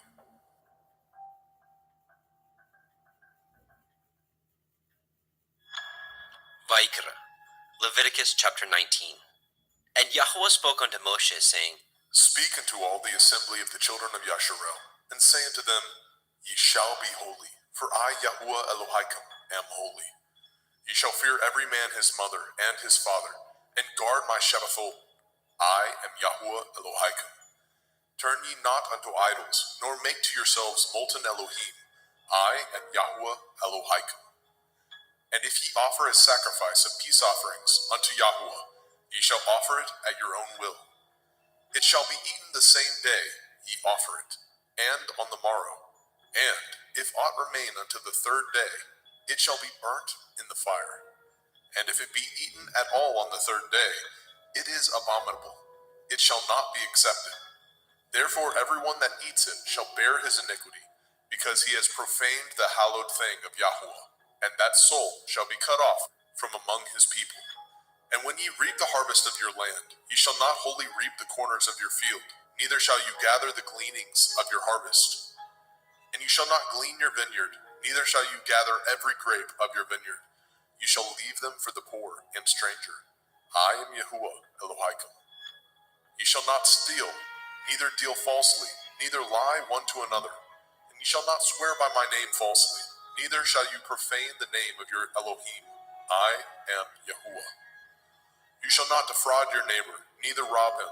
The wages of him that is hired shall not abide with you all night until the morning. You shall not curse the deaf, nor put a stumbling block before the blind, but shall fear your Elohim. I am Yahuwah. Ye shall do no unrighteousness in judgment. You shall not respect the person of the poor, nor honor the person of the mighty, but in righteousness shall you judge your neighbor. You shall not go up and down as a talebearer among your people, neither shall you stand against the blood of your neighbor. I am Yahuwah. You shall not hate your brother in your heart. You shall in any wise rebuke your neighbor, and not suffer sin upon him. You shall not avenge, nor bear any grudge against the children of your people, but you shall love your neighbor as yourself. I am Yahuwah. Ye shall guard my statutes. You shall not let your cattle gender with a diverse kind. You shall not sow your field with mingled seed, neither shall a garment mingled of linen and woolen come upon you. And whosoever lies carnally with a woman that is a bondmaid, betrothed to a man, and not at all redeemed, nor freedom given her, she shall be scourged. They shall not be put to death, because she was not free. And he shall bring his trespass offering unto Yahuwah, unto the door of the tabernacle of the assembly, even a ram for a trespass offering. And the priest shall make an atonement for him with the ram of the trespass offering before Yahuwah, for his sin which he has done, and the sin which he has done shall be forgiven him. And when ye come into the land, and shall have planted all manner of trees for food, then ye shall count the fruit thereof as uncircumcised, 3 years shall it be as uncircumcised unto you, it shall not be eaten of. But in the 4th year all the fruit thereof shall be holy to praise Yahweh withal. And in the 5th year shall ye eat of the fruit thereof, that it may yield unto you the increase thereof. I am Yahweh Elohim. Ye shall not eat anything with the blood, neither shall ye use enchantment, nor practice sorcery. You shall not round the corners of your heads, neither shall you mar the corners of your beard. You shall not make any cuttings in your flesh for the dead, nor print any marks upon you. I am Yahweh. Do not prostitute your daughter, to cause her to be a whore, lest the land fall to whoredom, and the land become full of wickedness. Ye shall guard my Shabbathot, and reverence my sanctuary. I am Yahweh. Regard not them that have familiar spirits, neither seek after wizards to be defiled by them. I am Yahweh Elohim. You shall rise up before the gray head, and honor the face of the old man, and fear your Elohim. I am Yahweh. And if a stranger sojourn with you in your land, ye shall not vex him. But the stranger that dwells with you shall be unto you as one born among you, and you shall love him as yourself. For ye were strangers in the land of Mitzrayim. I am Yahweh Elohim. Ye shall do no unrighteousness in judgment, in meat yard, in weight, or in measure. Just balances, just weights, a just ephah, and a just hin shall ye have. I am Yahweh Elohim, which brought you out of the land of Mitzrayim. Therefore shall ye guard all my statutes, and all my judgments, and do them. I am Yahweh.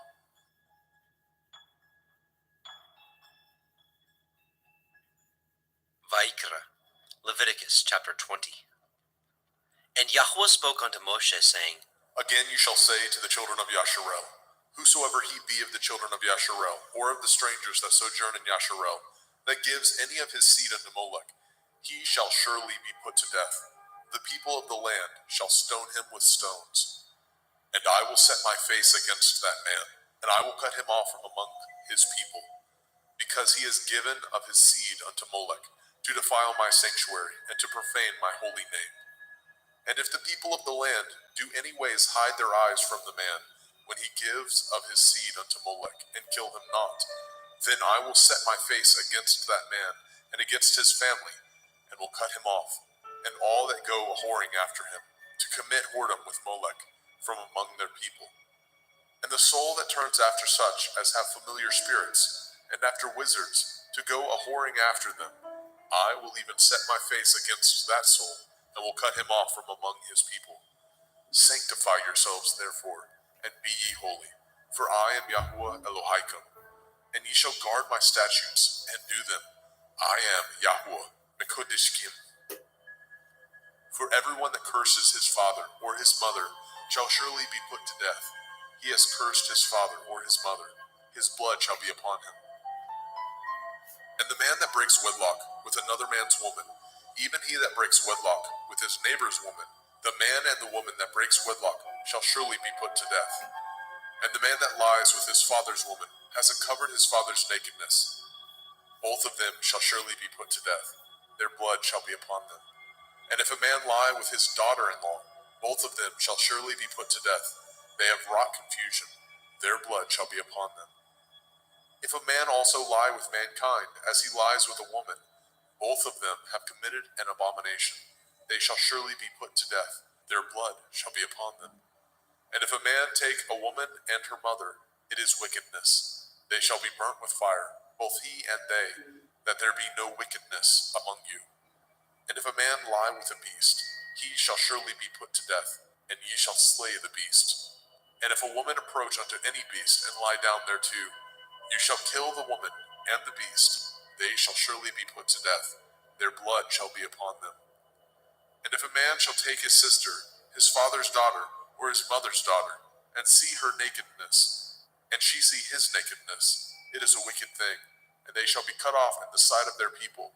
He has uncovered his sister's nakedness, he shall bear his iniquity. And if a man shall lie with a woman having her sickness, and shall uncover her nakedness, he has discovered her fountain, and she has uncovered the fountain of her blood, and both of them shall be cut off from among their people. And you shall not uncover the nakedness of your mother's sister, nor of your father's sister, For he uncovers his near kin, they shall bear their iniquity. And if a man shall lie with his uncle's woman, he has uncovered his uncle's nakedness. They shall bear their sin, they shall die childless. And if a man shall take his brother's woman, it is an unclean thing. He has uncovered his brother's nakedness. They shall be childless.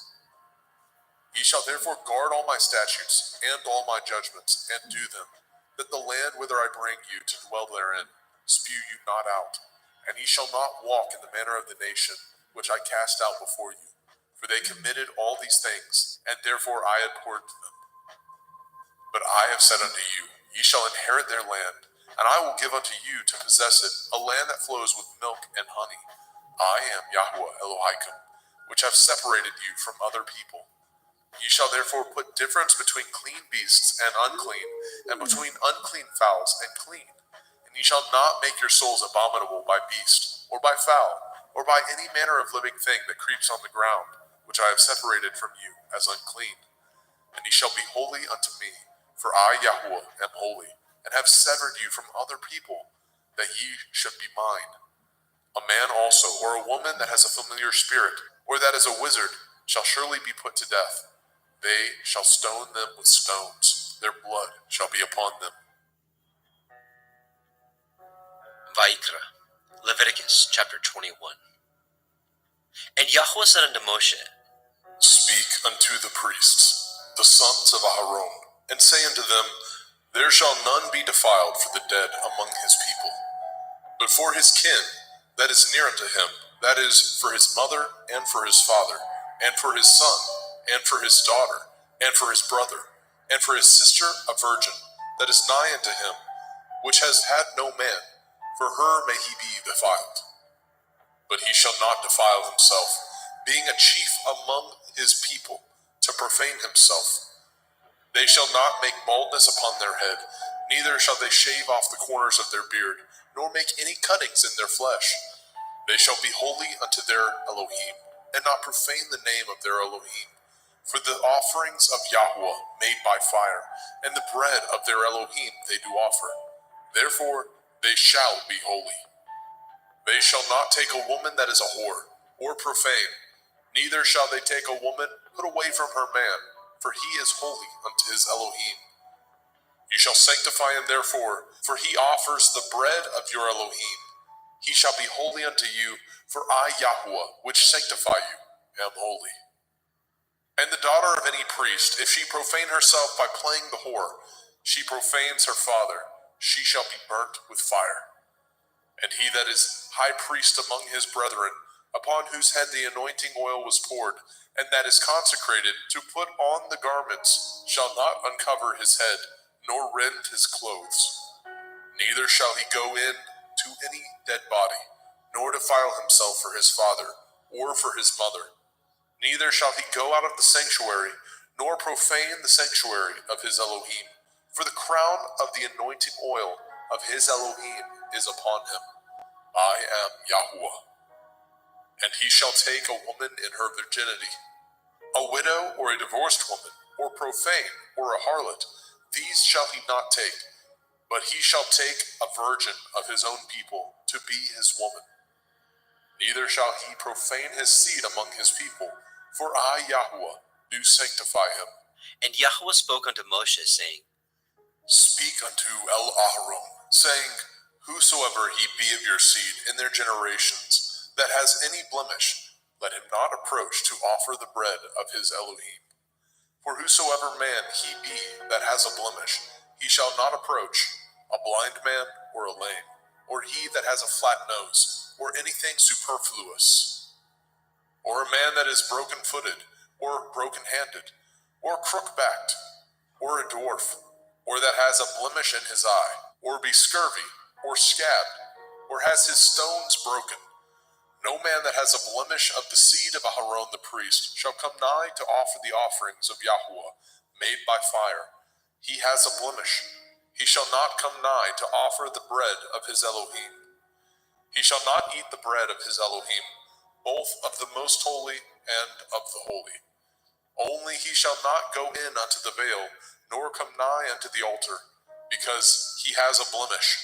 that he profane not my sanctuaries, for I, Yahweh, do sanctify them. And Moshe told it unto Aharon, and to his sons, and to all the children of Yashrael.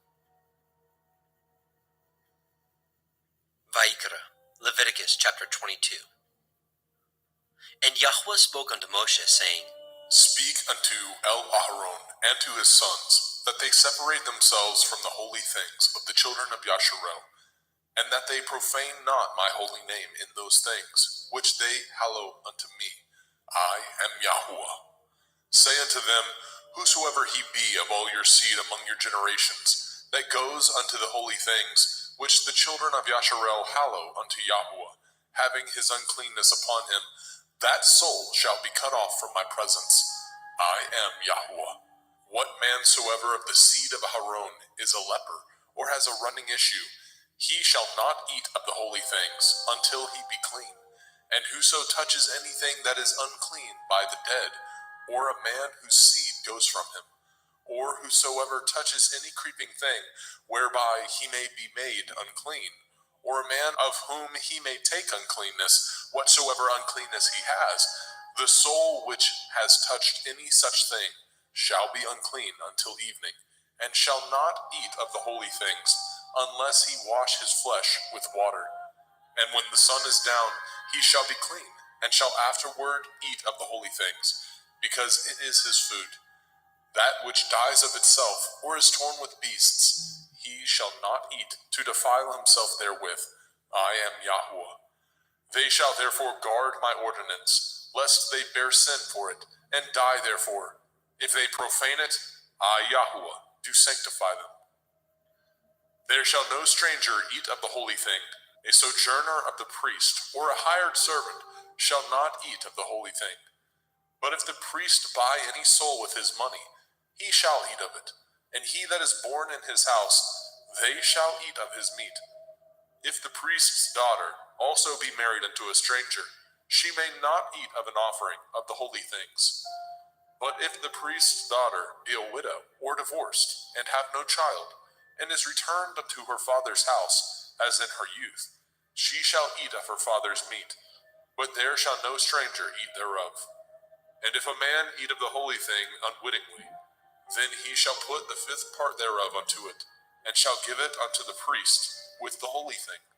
And they shall not profane the holy things of the children of Yasharel, which they offer unto Yahweh, or suffer them to bear the iniquity of trespass when they eat their holy things. For I, Yahweh, do sanctify them. And Yahweh spoke unto Moshe, saying, Speak unto Aharon, and to his sons, and unto all the children of Yasharel, and say unto them, whatsoever he be of the house of Yasharel, or of the strangers in Yasharel, that will offer his oblation for all his vows, and for all his freewill offerings, which they will offer unto Yahweh for a burnt offering. Ye shall offer at your own will a male without blemish, of the cattle, of the sheep, or of the goats. But whatsoever has a blemish, that shall ye not offer, for it shall not be acceptable for you. And whosoever offers a sacrifice of peace offerings unto Yahweh, to accomplish his vow, or a freewill offering in cattle or sheep, it shall be perfect to be accepted. There shall be no blemish therein. Blind, or broken, or maimed, or having a running sore, or scurvy, or scabbed, ye shall not offer these unto Yahweh, nor make an offering by fire of them upon the altar unto Yahweh. Either a bullock or a lamb that has anything superfluous or lacking in his parts, that may you offer for a freewill offering, but for a vow it shall not be accepted. Ye shall not offer unto Yahweh that which is bruised, or crushed, or broken, or cut, neither shall ye make any offerings thereof in your land. Neither from a stranger's hand shall ye offer the bread of your Elohim of any of these, because their corruption is in them, and blemishes be in them. They shall not be accepted for you.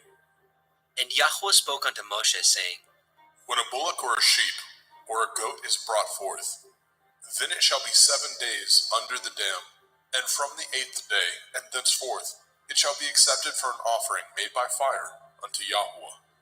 And whether it be cow or ewe, ye shall not kill it, and her young, both in 1 day.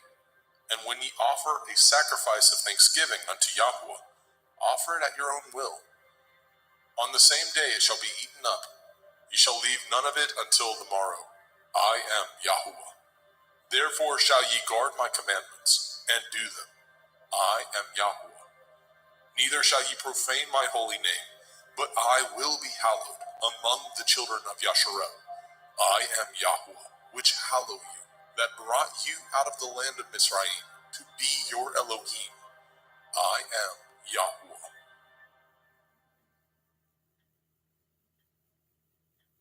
Vayikra, Leviticus chapter 23. And Yahweh spoke unto Moshe, saying, Speak unto the children of Yasharel, and say unto them concerning the feasts of Yahweh, which ye shall proclaim to be holy assemblies. Even these are my feasts. 6 days shall work be done, but the 7th day is the Sabbath of rest, a holy assembly. Ye shall do no work therein. It is the Sabbath of Yahweh in all your dwellings. These are the feasts of Yahweh, even holy assemblies, which ye shall proclaim in their appointed times. In the 14th day of the 1st month, at evening, is Yahweh's Pesach. And on the 15th day of the same month is the feast of Matzah unto Yahweh. 7 days ye must eat matzah, unleavened bread. In the 1st day ye shall have a holy assembly. Ye shall do no servile work therein. But ye shall offer an offering made by fire unto Yahweh 7 days. In the 7th day is a holy assembly. Ye shall do no servile work therein. And Yahweh spoke unto Moshe, saying, Speak unto the children of Yasharel, and say unto them, When ye are come into the land which I give unto you, and shall reap the harvest thereof, then ye shall bring a sheaf of the first fruits of your harvest unto the priest. And he shall wave the sheaf before Yahweh, to be accepted for you. On the morrow after the Sabbath, the priest shall wave it. And ye shall offer that day, when ye wave the sheaf, a he-lamb without blemish, of the 1st year, for a burnt offering unto Yahweh. And the meat offering thereof shall be 2/10 deals of fine flour mingled with oil, an offering made by fire unto Yahweh, for a sweet savor. And the drink offering thereof shall be of wine, the 4th part of a hin. And ye shall eat neither bread, nor parched grain, nor green ears, until the selfsame day that ye have brought an offering unto your Elohim. It shall be a statute forever throughout your generations, in all your dwellings. And ye shall count unto you from the morrow after the Sabbath, from the day that ye brought the sheaf of the wave offering, 7 Shavuot. Sabbaths shall be complete. Even unto the morrow after the 7th Sabbath shall ye number 50 days, and ye shall offer a new meat offering unto Yahweh. Ye shall bring out of your habitations 2 wave loaves of 2/10 deals. They shall be of fine flour. They shall be baken with leaven. They are the first fruits unto Yahweh. And ye shall offer with the bread 7 lambs, without blemish of the 1st year, and 1 bullock, and 2 rams. They shall be for a burnt offering unto Yahweh, with their meat offering, and their drink offerings, even an offering made by fire of sweet savor unto Yahweh. Then ye shall sacrifice 1 kid of the goats for a sin offering, and 2 lambs of the 1st year for a sacrifice of peace offerings. And the priest shall wave them with the bread of the first fruits for a wave offering before Yahweh. With the 2 lambs, they shall be holy to Yahweh for the priest. And ye shall proclaim on the selfsame day that it may be a holy assembly unto you. Ye shall do no servile work therein. It shall be a statute forever in your dwellings throughout your generations. And when ye reap the harvest of your land, you shall not make clean riddance of the corners of your field when you reap. Neither shall you gather any gleanings of your harvest. You shall leave them unto the poor and to the stranger. I am Yahweh Elohim. And Yahweh spoke unto Moshe, saying, Speak unto the children of Yasharel, saying, In the 7th month, on the 1st day of the month, shall ye have a Sabbath, a memorial of blowing of shofarot, Yom Teruah, the feast of trumpets, the day of the awakening blast. a holy assembly.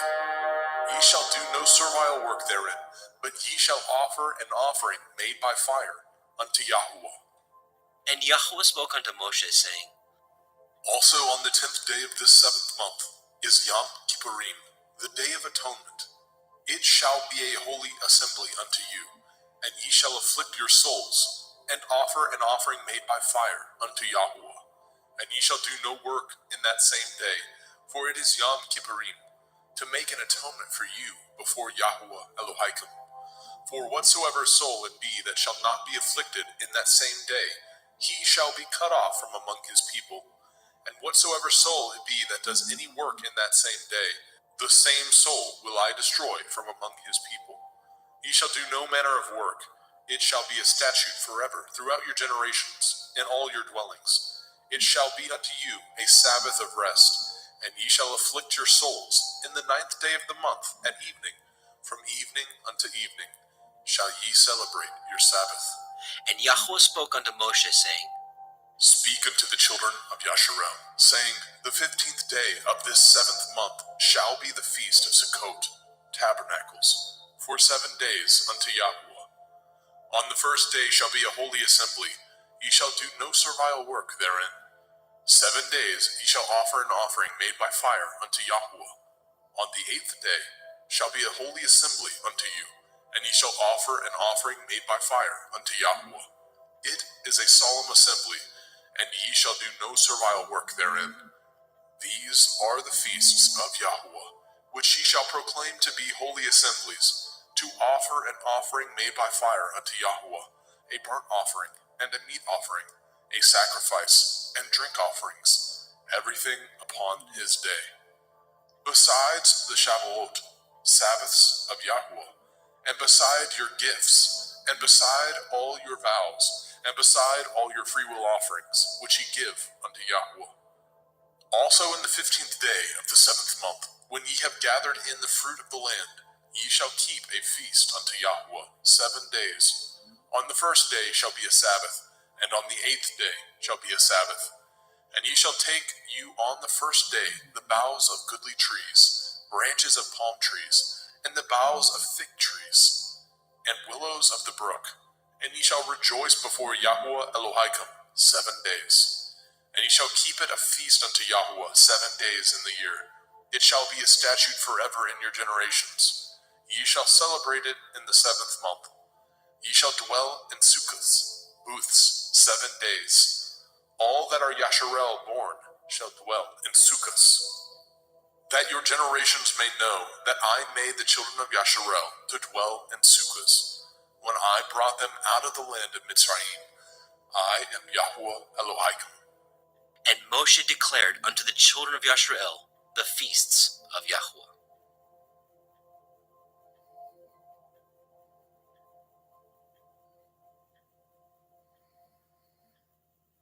Vayikra, Leviticus chapter 24. And Yahuwah spoke unto Moshe, saying, Command the children of Yasharel that they bring unto you pure olive oil, beaten for the light, to cause the lamps to burn continually, without the veil of the testimony.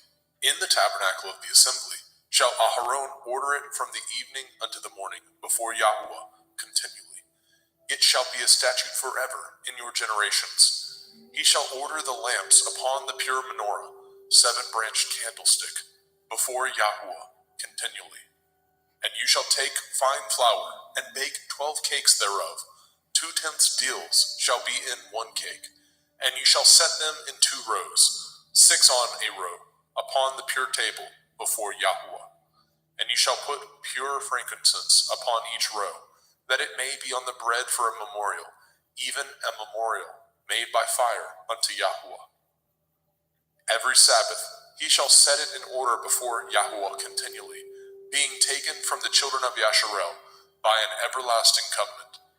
And it shall be Aharon and his sons, and they shall eat it in the holy place, for it is most holy unto him of the offerings of Yahuwah made by fire, by a perpetual statute.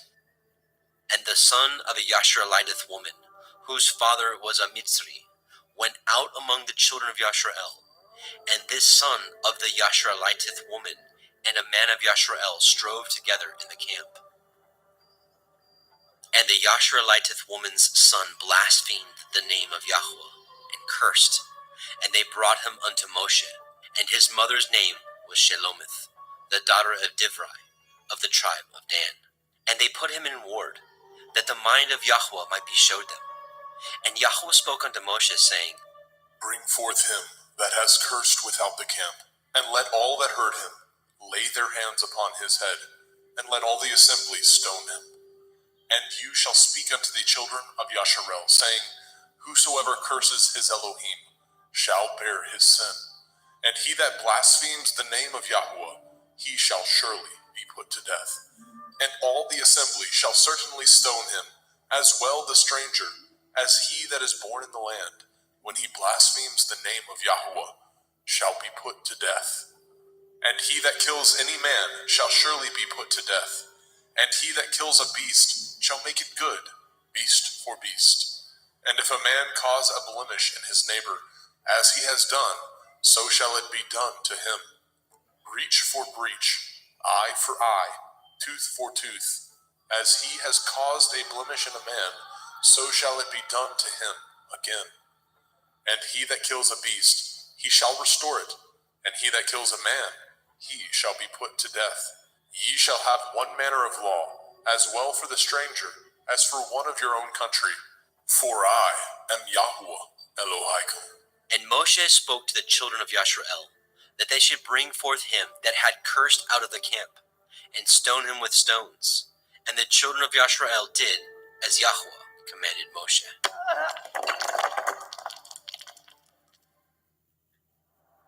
Vayikra, Leviticus chapter 25. And Yahweh spoke unto Moshe in Mount Sinai, saying, Speak unto the children of Yasharel, and say unto them, When ye come into the land which I give you, then shall the land keep a Sabbath unto Yahweh.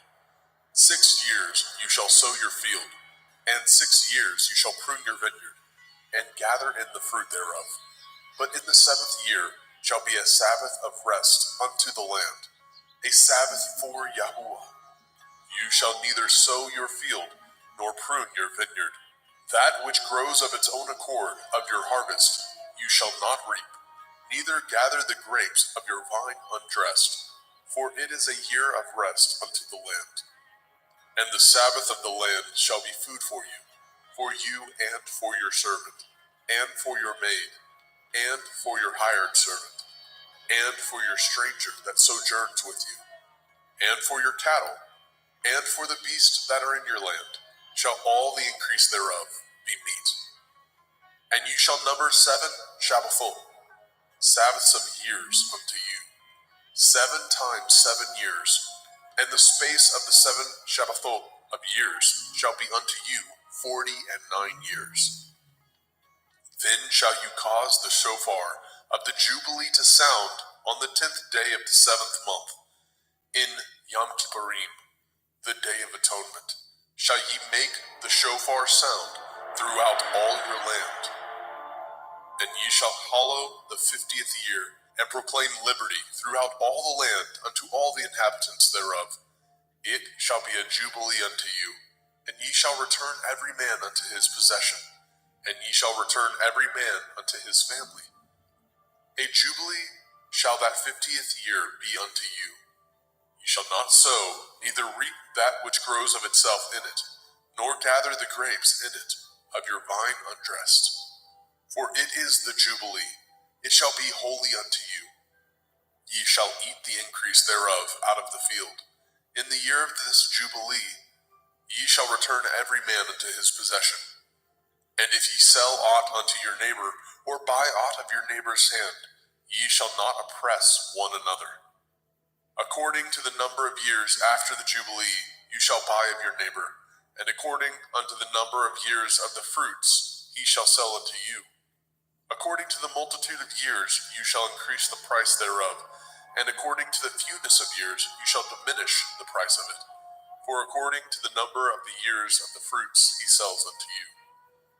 Ye shall not therefore oppress one another, but you shall fear your Elohim, for I am Yahweh Elohim. Wherefore ye shall do my statutes, and guard my judgments, and do them, and ye shall dwell in the land in safety. And the land shall yield her fruit, and ye shall eat your fill, and dwell therein in safety. And if ye say, what shall we eat the 7th year? Behold, we shall not sow, nor gather in our increase. Then I will command my blessing upon you in the 6th year, and it shall bring forth fruit for 3 years. And ye shall sow the 8th year, and eat yet of old fruit until the 9th year. Until her fruits come in, ye shall eat of the old store.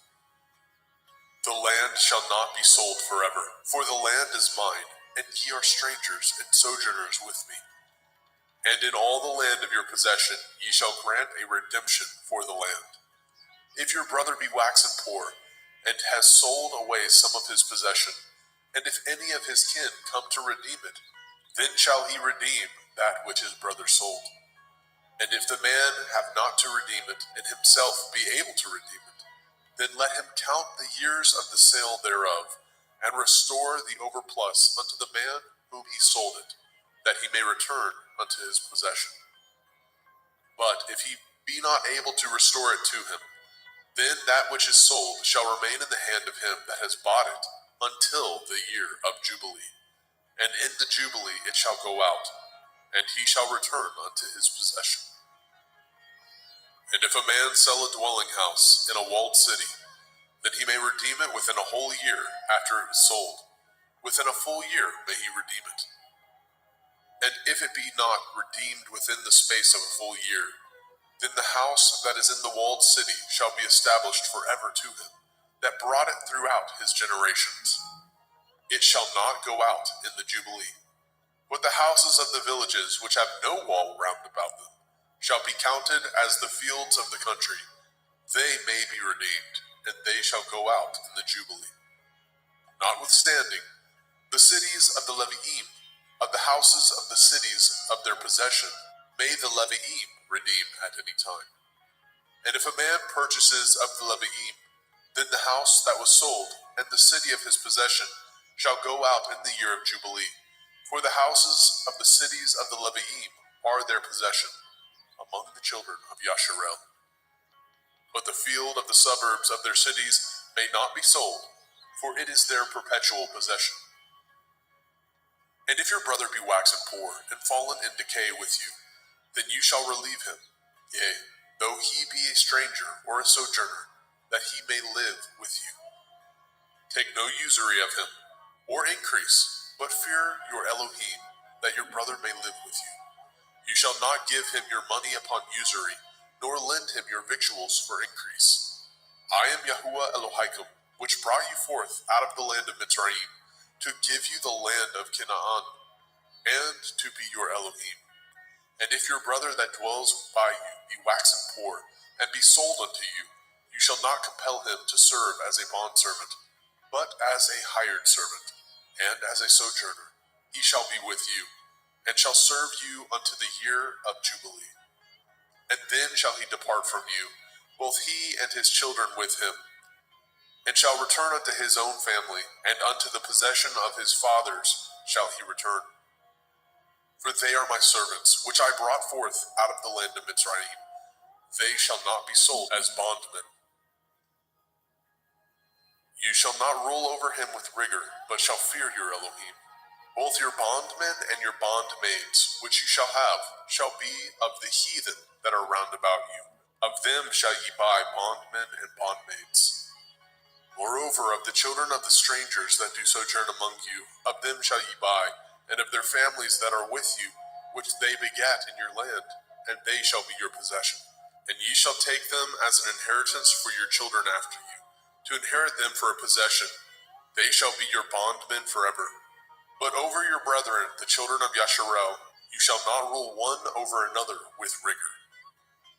And if a sojourner or a stranger wax rich by you, and your brother that dwells by him wax poor, and sell himself unto the stranger or sojourner by you, or to the stock of the stranger's family, after that he is sold, he may be redeemed again. One of his brethren may redeem him. Either his uncle or his uncle's son may redeem him, or any that is nigh of kin unto him of his family may redeem him or if he be able, he may redeem himself. And he shall reckon with him that bought him from the year that he was sold unto him, unto the year of Jubilee. And the price of his sale shall be according to the number of years, according to the time of a hired servant shall it be with him. If there be yet many years behind, according unto them he shall give again the price of his redemption, out of the money that he was bought for. And if there remain but few years unto the year of Jubilee, then he shall count with him, and according unto his years shall he give him again the price of his redemption. And as a yearly hired servant shall be with him, and the other shall not rule with rigor over him in your sight. And if he be not redeemed in these years, then he shall go out in the year of Jubilee, both he and his children with him. For unto me the children of Yasharel are servants. They are my servants, whom I brought forth out of the land of Mitzrayim. I am Yahuwah Elohaikum. Vaikra, Leviticus chapter 26. Ye shall make you no idols, nor graven image, neither rear you up a standing image, neither shall ye set up any image of stone in your land, to bow down unto it, for I am Yahuwah Elohaikum. Ye shall guard my Sabbaths, and reverence my sanctuary. I am Yahuwah. If ye walk in my statutes, and guard my commandments, and do them, then I will give you rain in due season, and the land shall yield her increase, and the trees of the field shall yield their fruit. And your threshing shall reach unto the vintage, and the vintage shall reach unto the sowing time. And ye shall eat your bread to the full, and dwell in your land safely. And I will give peace in the land, lying down with nothing to fear, and the Sabbath of life, though evil be part of the land, there is no sword to bring in the land. And ye shall chase your enemies, and they shall fall before you by the sword. And 5 of you shall chase 100, and 100 of you shall put 10,000 to flight. And your enemies shall fall before you by the sword. For I will have respect unto you, and make you fruitful, and multiply you, and establish my covenant with you. And ye shall eat old store, and bring forth the old because of the new. And I will set my tabernacle among you, and my soul shall not abhor you. And I will walk among you, and will be your Elohim, and ye shall be my people. I am Yahuwah Elohaikum, which brought you forth out of the land of Mitzrayim, that ye should not be their bondmen. And I have broken the bands of your yoke, and made you go upright. But if ye will not hearken unto me, and will not do all these commandments, and if ye shall despise my statutes, or if your soul abhor my judgments, so that ye will not do all my commandments, but that ye break my covenant, I also will do this unto you. I will even appoint over you terror, consumption, and the burning on, that shall consume the eyes, and cause sorrow of heart, and ye shall sow your seed in vain, for your enemies shall eat it. And I will set my face against you, and ye shall be slain before your enemies. They that hate you shall reign over you, and ye shall flee when none pursues you. And if ye will not yet for all this hearken unto me, then I will punish you 7 times more for your sins. And I will break the pride of your power, and I will make your heaven as iron, and your earth as brass. And your strength shall be spent in vain, for your land shall not yield her increase, neither shall the trees of the land yield their fruits. And if ye walk contrary unto me, and will not hearken unto me, I will bring 7 times more plagues upon you according to your sins. I will also send wild beasts among you, which shall rob you of your children, and destroy your cattle, and make you few in number, and your highways shall be desolate. And if ye will not be reformed by me by these things, but will walk contrary unto me, then will I walk contrary unto you, and will punish you yet 7 times for your sins. And I will bring a sword upon you, that shall avenge the quarrel of my covenant. And when ye are gathered together within your cities, I will send the pestilence among you, and ye shall be delivered into the hand of the enemy. And when I have broken the staff of your bread, 10 women shall bake your bread in one oven, and they shall deliver you your bread again by weight, and ye shall eat, and not be satisfied. And if ye will not for all this hearken unto me, but walk contrary unto me, then I will walk contrary unto you also in fury, and I, even I, will chastise you 7 times for your sins. And ye shall eat the flesh of your sons, and the flesh of your daughters shall ye eat. And I will destroy your high places, and cut down your images, and cast your carcasses upon the carcasses of your idols, and my soul shall abhor you. And I will make your cities waste, and bring your sanctuaries unto desolation. And I will not smell the savor of your sweet odors. And I will bring the land unto desolation, and your enemies which dwell therein shall be astonished at it. And I will scatter you among the heathen, and will draw out my sword after you, and your land shall be desolate, and your cities waste. Then shall the land enjoy her Shabbathot, as long as it lies desolate, and ye be in your enemy's land. Even then shall the land rest, and enjoy her Shabbathot. As long as it lies desolate, it shall rest, because it did not rest in your Shabbathot, when ye dwelt upon it. And upon them that are left alive of you, I will send a faintness into their hearts, in the land of their enemies, and the sound of a shaken leaf shall chase them, and they shall flee as fleeing from a sword, and they shall fall when none pursues. And they shall fall one upon another, as it were before a sword, when none pursues. And ye have no power to stand before your enemies. And ye shall perish among the heathen, and the land of your enemies shall eat you up. And they that are left of you shall pine away in their iniquity, in your enemies' lands, and also in the iniquities of their fathers shall they pine away with them. If they shall confess their iniquity, and the iniquity of their fathers, with their transgressions which they transgressed against me, and that also they have walked contrary unto me, and that I also have walked contrary unto them, and have brought them into the land of their enemies, if then their uncircumcised heart be humbled, and they then accept of the punishment of their iniquity, then I will remember my covenant with Yaakov, and also my covenant with Yitzhak, and also my covenant with Abraham will I remember, and I will remember the land. The land also shall be left of them, and shall enjoy her Shabbathot, while she lies desolate without them. And they shall accept of the punishment of their iniquity, because they despised my judgments, and because their soul abhorred my statutes.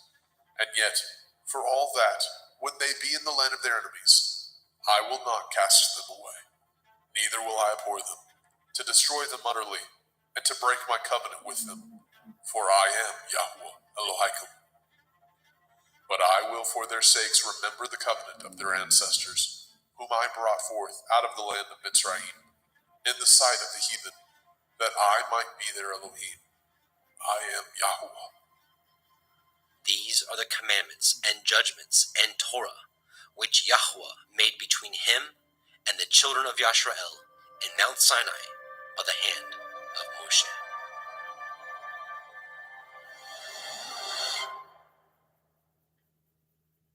Vayikra, Leviticus chapter 27.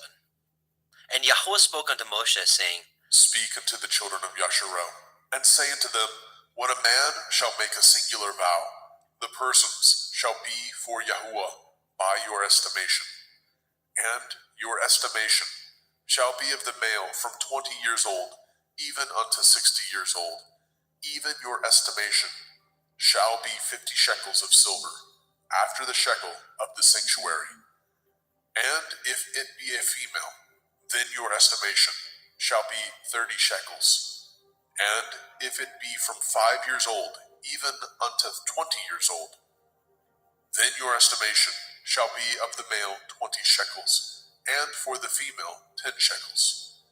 And if it be from a month old, even unto 5 years old, then your estimation shall be of the male 5 shekels of silver, and for the female your estimation shall be 3 shekels of silver. And if it be from 60 years old and above, if it be a male, then your estimation shall be 15 shekels, and for the female 10 shekels. But if he be poorer than your estimation, then he shall present himself before the priest, and the priest shall value him according to his ability, that vow shall the priest value him. And if it be a beast, whereof men bring an offering unto Yahuwah, all that any man gives of such unto Yahuwah shall be holy. He shall not alter it, nor change it, a good for a bad, or a bad for a good. And if he shall at all change beast for beast, then it and the exchange thereof shall be holy. And if it be any unclean beast, of which they do not offer a sacrifice unto Yahuwah, then he shall present the beast before the priest. And the priest shall value it, whether it be good or bad, as you value it. Who are the priest, so shall it be. But if he will at all redeem it, then he shall add a fifth part thereof unto your estimation. And when a man shall sanctify his house to be holy unto Yahuwah, then the priest shall estimate it, whether it be good or bad. As the priest shall estimate it, so shall it stand. And if he that sanctified it will redeem his house, then he shall add the fifth part of the money of your estimation unto it, and it shall be his. And if a man shall sanctify unto Yahuwah some part of a field of his possession, then your estimation shall be according to the seed thereof. A omer of barley seed shall be valued at 50 shekels of silver. If he sanctify his field from the year of Jubilee, according to your estimation, it shall stand. But if he sanctify his field after the Jubilee, then the priest shall reckon unto him the money according to the years that remain, even unto the year of Jubilee, and it shall be abated from your estimation. And if he that sanctified the field will in any wise redeem it, then he shall add the fifth part of the money of your estimation unto it, and it shall be assured to him. And if he will not redeem the field, or if he have sold the field to another man, it shall not be redeemed any more. But the field, when it goes out in the Jubilee, shall be holy unto Yahuwah. As a field devoted, the possession thereof shall be the priest's. And if a man sanctify unto Yahuwah a field which he has bought, which is not of the fields of his possession, then the priest shall reckon unto him the worth of your estimation, even unto the year of the Jubilee. And he shall give your estimation in that day as a holy thing unto Yahuwah. In the year of the Jubilee, the field shall return unto him of whom it was bought, even to him to whom the possession of the land did belong. And all your estimation shall be according to the shekel of the sanctuary. 20 gerahs shall be the shekel. Only the firstling of the beasts, which should be Yahuwah's firstling. No man shall sanctify it, whether it be ox or sheep. It is Yahuwah's. And if it be of an unclean beast, and he shall redeem it according to your estimation, and shall add a fifth part of it thereto, or if it be not redeemed, then it shall be sold according to your estimation. Notwithstanding, no devoted thing that a man shall devote unto Yahuwah of all that he has, both of man and beast, and of the field of his possession, shall be sold or redeemed. Every devoted thing is most holy unto Yahuwah. None devoted, which shall be devoted of men, shall be redeemed, but shall surely be put to death. And all the tithe of the land, whether of the seed of the land, or of the fruit of the tree, is Yahuwah's. It is holy unto Yahuwah. And if a man shall at all redeem aught of his tithes, he shall add thereto the fifth part thereof. And concerning the tithe of the herd, or of the flock, even of whatsoever passes under the rod, the 10th shall be holy unto Yahuwah. He shall not search whether it be good or bad, neither shall he change it. And if he change it at all, then both it and the change thereof shall be holy. It shall not be redeemed. These are the commandments which Yahuwah commanded Moshe for the children of Yisrael in Mount Sinai.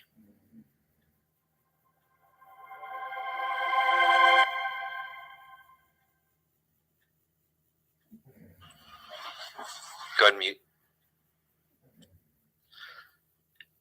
And welcome, brothers and sisters. Welcome to the Parable of the Vineyard YouTube channel. Today we will be reading the whole book of the law, the Torah, Yahuwah's instructions for life. We'll be reading Bereshit, Genesis, Shemot, Exodus, Vayikra, Leviticus, Bamidbar, Numbers, and Devarim, Deuteronomy, and we will be reading from the Sefer version. Our desire is that this blesses you and your family in the midst of our changing world and during the week of unleavened bread.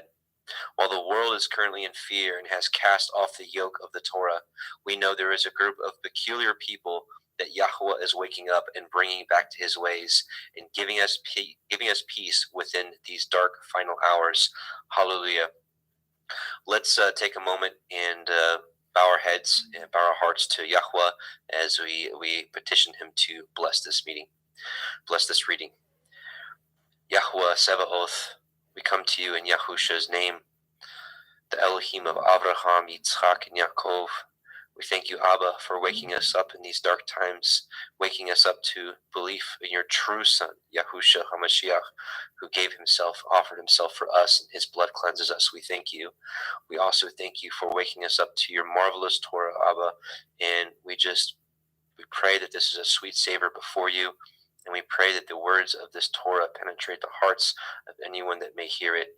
We thank you, we honor you, and we bless you. In Yahusha's mighty name, amen. So let us take a moment, brothers and sisters, to bless Yahweh for his goodness, for Yahusha, who has cleansed us and redeemed us by his blood, and for his set-apart spirit he has given to us to lead us into all truth. O Yahweh, open our eyes and ears to behold the wondrous things in your Torah, and to cultivate in our hearts seed that we may produce the fruit that you desire for man, to sing praises unto you for your mighty works, to bless you and our obedience to your eternal Torah. So, before we get started, Yevarechecha Yahweh ve'yishmerecha, Ya'er Yahweh panav elecha vechnuneka, Yisa Yahweh panav elecha ve'yashem lecha shalom. Yahweh bless you and keep you. Yahweh make his face shine upon you and be gracious unto you. Yahweh lift up his countenance upon you and give you peace. All right, brothers and sisters, here we go. We're going to read the entire Torah. So I pray that you're ready, and I pray that these words penetrate your heart today. We'll be myself, Adam Fink. We'll have two Adams, myself. We'll have Adam Roberge. We'll have two Justins as well. We have Justin McRoberts, who's with me now. Justin Best from Christian Truthers will be joining us in a little bit. And Jeremy Fox. So two Adams, two Justins, and a Jeremy. So I'm going to do a screen share, and we will get started.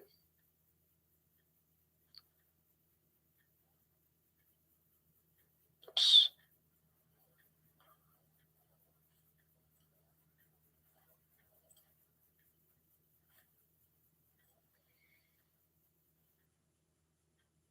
Okay. Genesis. Bereshit. Genesis 1:1. In the beginning, Elohim created the heavens and the earth was without form and void, and darkness was upon the face of the deep, and the Ruach Elohim moved upon the face of the waters. And Elohim said, "Let there be light," and there was light. And Elohim saw the light, that it was good, and Elohim divided the light from the darkness. And Elohim called the light day, and the darkness he called night. And the evening and the morning were the first day.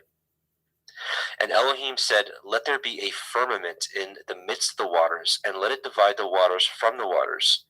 And Elohim made the firmament, and divided the waters which were under the firmament from the waters which were above the firmament. And it was so. And Elohim called the firmament heaven, and the evening and the morning were the second day. And Elohim said, "Let the waters under the heavens be gathered together into one place, and let the dry land appear." And it was so. And Elohim called the dry land earth, and gathering together of the waters called he seas. And Elohim saw that it was good. And Elohim said, "Let the earth bring forth grass, the herb yielding seed, and the fruit tree yielding fruit after his kind, whose seed is in itself upon the earth." And it was so. And the earth brought forth grass, and herb yielding seed after his kind, and the tree yielding fruit, whose seed was in itself after his kind. And Elohim saw that it was good. And the evening and the morning were the third day. And Elohim said, "Let there be lights in the firmament of the heavens to divide the day from the night, and let them be for signs, and for appointed feasts, and for days and years, and let them be for lights in the firmament of the heavens to give light upon the earth. And it was so. And Elohim made two great lights, the greater light to rule the day, and the lesser light to rule the night. He made the stars also. And Elohim set them in the firmament of the heavens to give light upon the earth, and to rule over the day and over the night, and to divide the light from the darkness. And Elohim saw that it was good. And the evening and the morning were the fourth day. And Elohim said, let the waters bring forth abundantly the moving creature that has life, and the fowl that may fly above the earth in the open firmament of heaven. And Elohim created great sea monsters, and every living creature that moves, which the waters brought forth abundantly after their kind, and every winged fowl after his kind. And Elohim saw that it was good. And Elohim blessed them, saying, be fruitful and multiply, and fill the waters in the seas, and let fowl multiply in the earth. And the evening and the morning were the fifth day. And Elohim said, let the earth bring forth the living creature after his kind, cattle, and creeping thing, and beast of the earth after his kind. And it was so. And Elohim made the beast of the earth after his kind, and cattle after their kind, and everything that creeps upon the earth after his kind. And Elohim saw that it was good. And Elohim said, let us make man in our image, after our likeness, and let them have dominion over the fish of the sea, and over the fowl of the air, and over the cattle, and over all the earth, and over every creeping thing that creeps upon the earth. So Elohim created man in his own image. In the image of Elohim created he him. Male and female created he them. And Elohim blessed them. And Elohim said unto them, be fruitful, and multiply, and replenish the earth, and subdue it, and have dominion over the fish of the sea, and over the fowl of the air, and over every living thing that moves upon the earth. And Elohim said, behold, I have given you every herb bearing seed which is upon the face of all the earth, and every tree which is in the fruit of a tree yielding seed. To you it shall be for food. And to every beast of the earth, and to every fowl of the air, and to everything that creeps upon the earth, wherein there is life, I have given every green herb for food. And it was so. And Elohim saw everything that he had made, and behold, it was very good. And the evening and the morning were the sixth day. Genesis 2. Thus the heavens and the earth were finished, and all the host of them. And on the seventh day Elohim ended his work which he had made, and he rested on the seventh day from all his work which he had made. And Elohim blessed the seventh day, and sanctified it, because in it he had rested from all his work which Elohim created and made. These are the generations of the heavens and the earth when they were created, in the day that Yahweh Elohim made the earth and the heavens. And every plant of the field before it was in the earth, and every herb of the field before it grew. For Yahweh Elohim had not caused it to rain upon the earth, and there was not a man to till the ground. But there went up a mist from the earth, and watered the whole face of the ground. And Yahweh Elohim formed the man of the dust of the ground, and breathed into his nostrils the breath of life, and man became a living soul. And Yahweh Elohim planted a garden eastward in Eden, and there he put the man whom he had formed. And out of the ground made Yahweh Elohim to grow every tree that is pleasant to the sight and good for food, the tree of life also in the midst of the garden, and the tree of knowledge of good and evil. And a river went out of Eden to water the garden, and from thence it was parted and became into four heads. The name of the first is Pishon, that is, which compasses the whole land of Havilah, where there is gold. And the gold of that land is good, and there is Delim and the onyx stone. And the name of the second river is Gihon, the same it is that compasseth the whole land of Cush. And the name of the third river is Hiddekel, that is, which goes toward the east of Ashur. And the fourth river is Perath. And Yahweh Elohim took the man and put him into the garden of Eden to dress it and to guard it. And Yahweh Elohim commanded man, saying, of every tree of the garden you may freely eat, but of the tree of the knowledge of good and evil you shall not eat of it. From the day that you eat thereof you shall surely die. Yahweh Elohim said, it is not good that the man should be alone.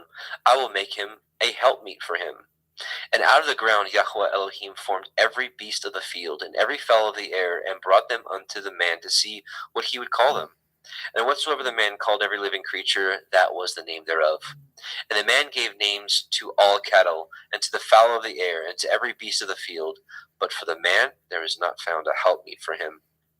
And Yahweh Elohim caused a deep sleep to fall upon the man, and he slept. And he took one of his ribs, and closed up the flesh instead thereof. And the rib which Yahweh Elohim had taken from man made he a woman, and brought her unto the man. And the man said, This is now bone of my bones, and flesh of my flesh. She shall be called woman, because she was taken out of man. Therefore shall a man leave his father and his mother, and shall cleave unto his woman, and they shall be one flesh. And they were both naked, and the man and his woman were not ashamed. Genesis 3. Now the serpent was more subtle than any beast of the field which Yahweh Elohim had made. And he said unto the woman, Yea, as Elohim said, Ye shall not eat of every tree of the garden. And the woman said unto the serpent, We may eat of the fruit of the trees of the garden, but of the fruit of the tree which is in the midst of the garden, Elohim has said, Ye shall not eat of it, neither shall ye touch it, lest ye die. And the serpent said unto the woman, Ye shall not surely die. For Elohim knows that in the day that you eat thereof, then your eyes shall be opened, and ye shall be as Elohim, knowing good and evil. And when the woman saw that the tree was good for food, and that it was pleasant to the eyes, and a tree to be desired to make one wise, she took of the fruit thereof, and did eat, and gave also unto her man with her, and he did eat. And the eyes of them were both were opened, and they knew that they were naked, and they sewed fig leaves together, and made themselves aprons. And they heard the voice of Yahweh Elohim walking in the garden of the cool of the day, and the man and his woman hid themselves from the presence of Yahweh Elohim amongst the trees of the garden. And Yahweh Elohim called unto Adam and said unto him, Where are you? And he said, I heard your voice in the garden, and I was afraid because I was naked, and I hid myself. And he said, Who told you that you were naked? Have you eaten of the tree whereof I commanded you that you should not eat? And the man said, The woman who you gave to be with me, she gave me of the tree, and I did eat. And Yahweh Elohim said unto the woman, What is this that you have done? And the woman said, The serpent beguiled me, and I did eat. And Yahweh Elohim said unto the serpent, Because you have done this, you are cursed above all cattle, and above every beast of the field, and upon your belly shall you go, and dust shall you eat all the days of your life. And I will put enmity between you and the woman, and between your seed and her seed. It shall bruise your head, and you shall bruise his heel. Unto the woman he said, I will greatly multiply your sorrow and your conception. In sorrow shall you bring forth children, and your desire shall be to your man, and he shall rule over you. But unto Adam he said, Because you have hearkened unto the voice of your woman, and have eaten of the tree which of I commanded you, saying, Ye shall not eat of it, cursed is the ground for your sake. In sorrow shall you eat of it all the days of your life. Thorns also and thistles shall it bring forth to you, and ye shall eat the herb of the field. And the sweat of your face shall you eat bread, till you return unto the ground. For out of it you were taken, for dust you are, and unto dust shall you return. And Adam called his woman's name Hua, because she was the mother of all living. And unto Adam also and to his woman did Yahweh Elohim make coats of skins, and clothe them. And Yahweh Elohim said, Behold, the man is become as one of us, to know good and evil. And now, lest he put forth his hand, and take also of the tree of life, and eat, and live forever. Therefore Yahweh Elohim sent him forth from the Garden of Eden to till the ground from whence he was taken. So he drove out the man, and he placed at the east of the Garden of Eden cherubim, and a flaming sword with which turned every way to guard the way of the tree of life. Genesis 4. And Adam knew Hua his woman, and she conceived and bore Cain, and said, I have gotten a man from Yahweh. And she again bore his brother Havel, and Havel was a keeper of sheep, but Cain was a tiller of the ground. And in process of time it came to pass that Cain brought of the fruit of the ground an offering unto Yahweh. And Havel also brought of the firstlings of his flock and the fat thereof. Yahweh had respect unto Havel and to his offering. But unto Cain and his offering he had not respect. And Cain was very wroth, and his countenance fell. And Yahweh said unto Cain, Why are you wroth? And why is your countenance fallen? If you do well, shall you not be accepted? And if you do not well, sin lies at the door, and unto you shall be his desire, and you shall rule over him. And Cain talked with Havel his brother. And it came to pass, when they were in the field, that Cain rose up against Havel his brother, and slew him. And Yahweh said unto Cain, Where is Havel your brother? And he said, I know not. Am I to guard my brother? And he said, What have ye done? The voice of your brother's blood cries unto me from the ground. And now you are cursed from the earth, which has opened her mouth to receive your brother's blood from your hand. When you till the ground, it shall not henceforth yield unto you her strength. A fugitive and a vagabond shall you be in the earth. And Cain said unto Yahweh, My punishment is greater than I can bear. Behold, you have driven me out this day from the face of the earth, and from your face shall I be hid. And I shall be a fugitive and a vagabond in the earth. And it shall come to pass, that every one that finds me shall slay me. And Yahweh said unto him, Therefore, whosoever slays Cain, vengeance shall be taken on him sevenfold. And Yahweh set a mark upon Cain, lest any finding him should kill him. And Cain went out from the presence of Yahweh, and dwelt in the land of Nod, on the east of Eden. And Cain knew his woman, and she conceived and bore Hanok. And he built a city, and called the name of the city after the name of his son, Hanok. And unto Hanok was born Irad, and Irad begat Mehujael, and Mehujael begat Methusael, and Methusael begat Lamech. And Lamech took unto him 2 women. The name of one was Ada, and the name of the other was Silla. And Ada bore Yabal. He was the father of such dwell in tents, and such as have cattle. And his brother's name was Yuval. He was the father of all such as handle the harp and organ. And Silla, she also bore Tubal-Cain, an instructor of every artificer in brass and in iron. And the sister of Tubal-Cain was Naamah. And Lamech said unto his woman, Ada and Zillah, Hear my voice, you woman of Lamech, hearken unto my speech. For I have slain a man to my wounding, and a young man to my hurt. If Cain shall be avenged sevenfold, truly Lamech 70 and sevenfold. And Adam knew his woman again, and she bore a son, and called his name Seth. For Elohim said she, has appointed me another seed instead of Havel, whom Cain slew. And to Seth, to him also there was born a son, and he called his name Enosh. Then began men to call upon the name of Yahweh. Genesis 5. This is the sefer of the generations of Adam. In the day that Elohim created man, in the likeness of Elohim made he him. Male and female created he them, and blessed them, and called their name Adam, and the day where they were created. And Adam lived 130 years, and begat a son in his own likeness after his image, and called his name Seth. And the days of Adam after he had begotten Seth were 800 years, and he begat sons and daughters. And all the days that Adam lived were 930 years, and he died. And Seth lived 105 years, and begat Enosh. And Seth lived after he begot Enosh 807 years, and begot sons and daughters. And all the days of Seth were 912 years, and he died. And Enosh lived 90 years, and begot Canaan. And Enosh lived after he begot Canaan 815 years, and begot sons and daughters. And all the days of Enosh were 905 years, and he died. And Canaan lived 70 years, and begot Mahalalel. And Canaan lived after he begot Mahalalel 840 years, and begot sons and daughters. And all the days of Canaan were 910 years, and he died. And Mahalalel lived 65 years, and begot Yared. And Mahalalel lived after he begot Yared 830 years, and begot sons and daughters. And all the days of Mahalalel were 895 years, and he died. And Yared lived 162 years, and begot Hanok.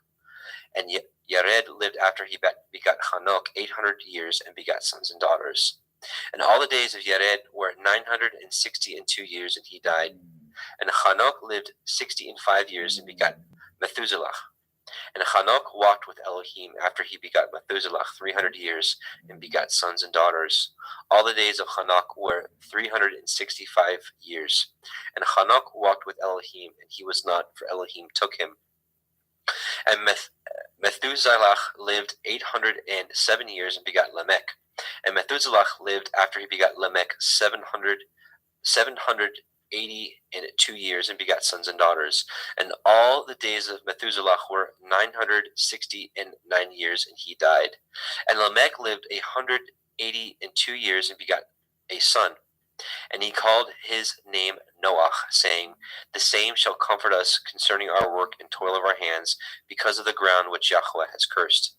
And Lamech lived after he begot Noah 595 years and begot sons and daughters.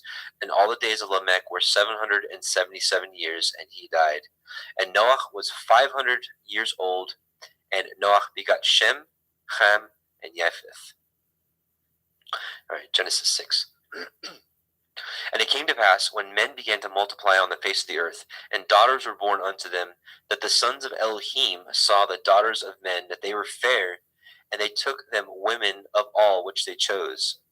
And Yahweh said, My ruach shall not always strive with man, for that he also is flesh, yet his days shall be 120 years. There were Nephilim in the earth in those days, and also after that, when the sons of Elohim came in unto the daughters of men, and they bore children to them, the same became warriors and tyrants, which were of ancient times, men of infamy.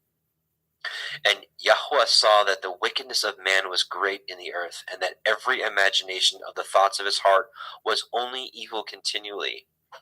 And Yahweh repented that he had made man on the earth, and it grieved him at his heart. And Yahweh said, I will destroy man whom I have created from the face of the earth, both man and beast, and the creeping thing, and the fowls of the air, for I repent that I have made them. But Noah found grace in the eyes of Yahweh. These are the generations of Noah.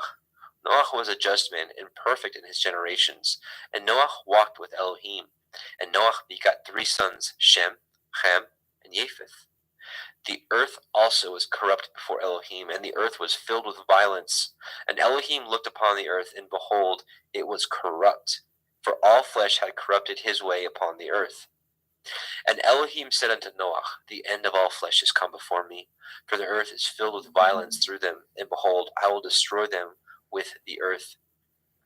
Make you an ark of gopher wood. Rooms shall you make in the ark, and shall pitch it within and without pitch. Within and without with pitch. And this is the fashion which you shall make of it. The length of the ark shall be 300 cubits, the breadth of it 50 cubits, and the height of it 30 cubits.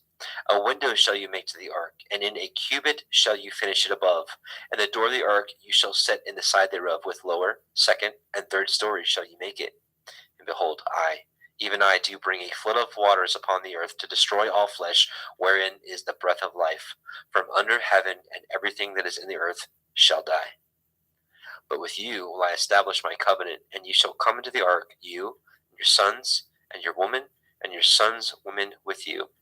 And of every living thing of all flesh, 2 of every sort shall you bring into the ark, to keep them alive with you. They shall be male and female. Of fowls after their kind, and of cattle after their kind, of every creeping thing of the earth after his kind, 2 of every sort shall come unto you, to keep them alive. And take unto you of all the food that is eaten, and ye shall gather it to you, and it shall be for food for you and for them. Thus did Noah according to all that Elohim commanded him, so did he. Genesis 7. And Yahweh said unto Noah, Come you and all your house into the ark, for you have I seen righteous before me in this generation. Of every clean beast you shall take to you by 7s, the male and his female, and of beasts that are not clean by 2, the male and his female. Of fowls also of the air by 7s, the male and female, to keep seed alive upon the face of all the earth. For yet 7 days I will cause it to rain upon the earth, 40 days and 40 nights. Every living substance that I have made will I destroy from off the face of the earth. And Noah did according unto all that Yahweh commanded him. And Noah was 600 years old when the flood of the waters was upon the earth. And Noah went in, and his sons, and his woman, and his sons' women with him, into the ark, because of the waters of the flood. Of clean beasts, and of beasts that are not clean, and of fowls, and of everything that creeps upon the earth. There went in 2 and 2 unto Noah into the ark, the male and the female, as Elohim had commanded Noah. And it came to pass after 7 days that the waters of the flood were upon the earth. In the 600th year of Noah's life, in the 2nd month, in the 17th day of the month, the same day were all the fountains of the great deep broken up, and the windows of heaven were opened. And there rain was upon the earth 40 days and 40 nights, and the selfsame day entered Noah, and Shem, and Ham, and Japheth, the sons of Noah, Noah's woman, and the 3 women of his sons with them into the ark. They, and every beast after his kind, and all cattle after their kind, and every creeping thing that creeps upon the earth after his kind, and every fowl after his kind, every bird of every sort. And they went in unto Noah into the ark, 2 and 2 of all flesh, wherein is the breath of life. And they that went in male and female of all flesh, as Elohim had commanded him, and Yahweh shut him in.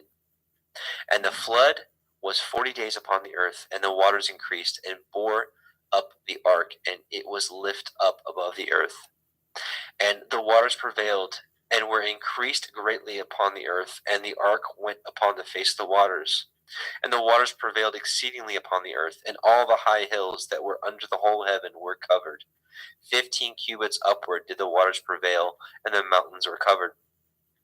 And all flesh died that moved upon the earth, both of fowl and of cattle, and of beasts, and of every creeping thing that creeps upon the earth, and every man. All in whose nostrils was the breath of life, of all that was in the dry land, died. And every living substance was destroyed which was upon the face of the ground, both man and cattle, and the creeping things, and the fowls of the heavens, and they were destroyed from the earth, and Noah only remained alive, and they that were with him in the ark. And the waters prevailed upon the earth 150 days. Genesis 8. And Elohim remembered Noah, and every living thing, and all the cattle that was with him in the ark. And Elohim made a wind to pass over the earth, and the waters assuaged. The fountains also of the deep and the windows of heaven were stopped, and the rain from the heaven was restrained, and the waters returned from off the earth continually. And after the end of the 150 days, the waters were abated. And the ark rested in the 7th month, on the 17th day of the month, upon the mountains of Ararat. And the waters decreased continually until the 10th month. In the 10th month, on the 1st day of the month, were the tops of the mountains seen. And it came to pass at the end of 40 days that Noah opened the window of the ark which he had made, and he sent forth a raven which went to and fro until the waters were dried up from off the earth. Also he sent forth a dove from him to see if the waters were abated from off the face of the ground. But the dove found no rest for the sole of her foot, and she returned unto him into the ark, for the waters were on the face of the earth, face of the whole earth. Then he put forth his hand and took her and pulled her in unto him into the ark. And he stayed yet other 7 days, and again he sent forth the dove out of the ark. And the dove came in to him in the evening, and lo, in her mouth was an olive leaf plucked off. So Noah knew that the waters were abated from off the earth. And he stayed yet other 7 days, and sent forth the dove, which returned not again unto him any more. And it came to pass in the 601st year, in the 1st month, the 1st day of the month, the waters were dried up from off the earth. And Noah removed the covering of the ark, and looked, and behold, the face of the ground was dry. And in the 2nd month, on the 27th day of the month, the earth dried. And Elohim spoke unto Noah, saying, Go forth of the ark, you and your woman, and your sons women with you. Bring forth with you every living thing that is with you, of all flesh, both of fowl and of the cattle, and of every creeping thing that creeps upon the earth, that they may breed abundantly in the earth, and be fruitful and multiply upon the earth. And Noah went forth, and his sons, and his woman, and his sons' women with him. Every beast, every creeping thing, and every fowl, and whatsoever creeps upon the earth after their kinds, went forth out of the ark. And Noah built an altar unto Yahweh, and took of every clean beast, and of every clean fowl, and offered burnt offerings on the altar. And Yahweh smelled a sweet savor. And Yahweh said in his heart, I will not again curse the ground any more for man's sake. For the imagination of man's heart is evil from his youth. Neither will I again smite any more everything living as I have done. While the earth remains, seed time and harvest, and cold and heat, and summer and winter, and day and night shall not cease. And Elohim blessed Noah and his sons, and said unto them, Be fruitful, and multiply, and replenish the earth. And the fear of you and the dread of you shall be upon every beast of the earth, and upon every fowl of the air, upon all that moves upon the earth, and upon all the fish of the sea. Into your hand are they delivered. Every moving thing that lives shall be meat for you, even as the green herb have I given you all things. But flesh with the life thereof, which is the blood thereof, shall you not eat. And surely your blood of your lives will I require. At the hand of every beast will I require it. At the hand of man, at the hand of every man's brother will I require the life of man. Whoso sheds man's blood, by man shall his blood be shed. For in the image of Elohim made he man. And you, be fruitful and multiply, and bring forth abundantly in the earth, and multiply therein. And Elohim spoke unto Noah and to his sons with him, saying, And I, behold, I establish my covenant with you, and with your seed after you, and with every living creature that is with you, of the fowl, of the cattle, and of every beast of the earth with you, from all that go out from the ark, to every beast of the earth. And I will establish my covenant with you. Neither shall all flesh be cut off any more by the waters of a flood, neither shall there any more be a flood to destroy the earth. And Elohim said, This is the sign of the covenant which I make between me and you and every living creature that is with you for perpetual generations. I do set my bow in the cloud, and it shall be for a sign of a covenant between me and the earth. And it shall come to pass, when I bring a cloud over the earth, that the bow shall be seen in the cloud. And I will remember my covenant, which is between me and you and every living creature of all flesh, and the waters shall no more become a flood to destroy all the earth, all the flesh. And the bow shall be in the cloud, and I will look upon it, that I may remember the everlasting covenant between Elohim and every living creature of all flesh that is upon the earth. And Elohim said unto Noah, This is the sign of the covenant which I have established between me and all flesh that is upon the earth. And the sons of Noah that went forth of the ark were Shem, Ham, and Japheth. And Ham is the father of Canaan. These are the three sons of Noah, and of them was the whole earth overspread. And Noah began to be a husbandman, and he planted a vineyard. And he drank of the wine and was drunken, and he was uncovered within his tent. And Ham, the father of Canaan, saw the nakedness of his father, and told his two brethren without. And Shem and Japheth took a garment, and laid it upon both their shoulders, and went backward, and covered the nakedness of their father, and their faces were backward, and they saw not their father's nakedness. And Noah awoke from his wine, and knew what his younger son had done unto him. And he said, Cursed be Canaan, a servant of servants shall he be unto his brethren. And he said, Blessed be Yahweh Elohai of Shem, and Canaan shall be his servant. Elohim shall enlarge Japheth, and he shall dwell in the tents of Shem, and Canaan shall be his servant. And Noah lived after the flood 350 years, and all the days of Noah were 950 years, and he died. Genesis 10. Now these are the generations of the sons of Noah, Shem, Ham, and Japheth, and unto them were sons born after the flood. The sons of Japheth, Gimmer, and Magog, and Madai, and Yavan, Tubal, and Meshech, and Tirach. And the sons of Gimmer, Ashkenaz, and Riphath, and Togarma. And the sons of Yavan, Elisha, Tarshish, Kittim, and Dodanim. By these were the isles of the other nations divided in their lands, everyone after his tongue, after their families, in their nations. And the sons of Ham, Cush, and Mitzrayim, and Put, and Canaan. And the sons of Cush, Heva, Havilah, Kavta, and Raama, Kavteka. And the sons of Raama, Sheva, and Dedan. And Cush begat Nimrod, and he began to be a warrior and hunter in the earth. He was a warrior and a hunter before Yahweh. Wherefore it is said, even as Nimrod, the warrior hunter before Yahweh. And the beginning of his kingdom was Babel, and Erech, and Akkad, and Calneh in the land of Shinar. Out of that land went forth Ashur, and built Nineveh, and the city Rehoboth, and Kelach. And Resen, between Nineveh and Kelach, the same is a great city.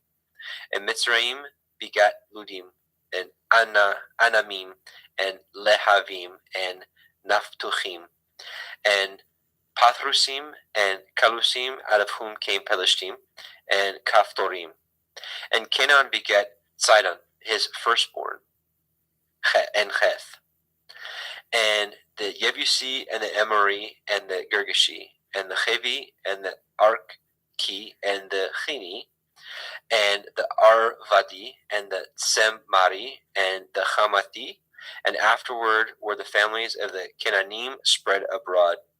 And the border of Canaanim was from Sidon as you come unto Gerar, unto Gaza as you go unto Sodom, and Gomorrah, and Admah, and Sevim, and even unto Lasha.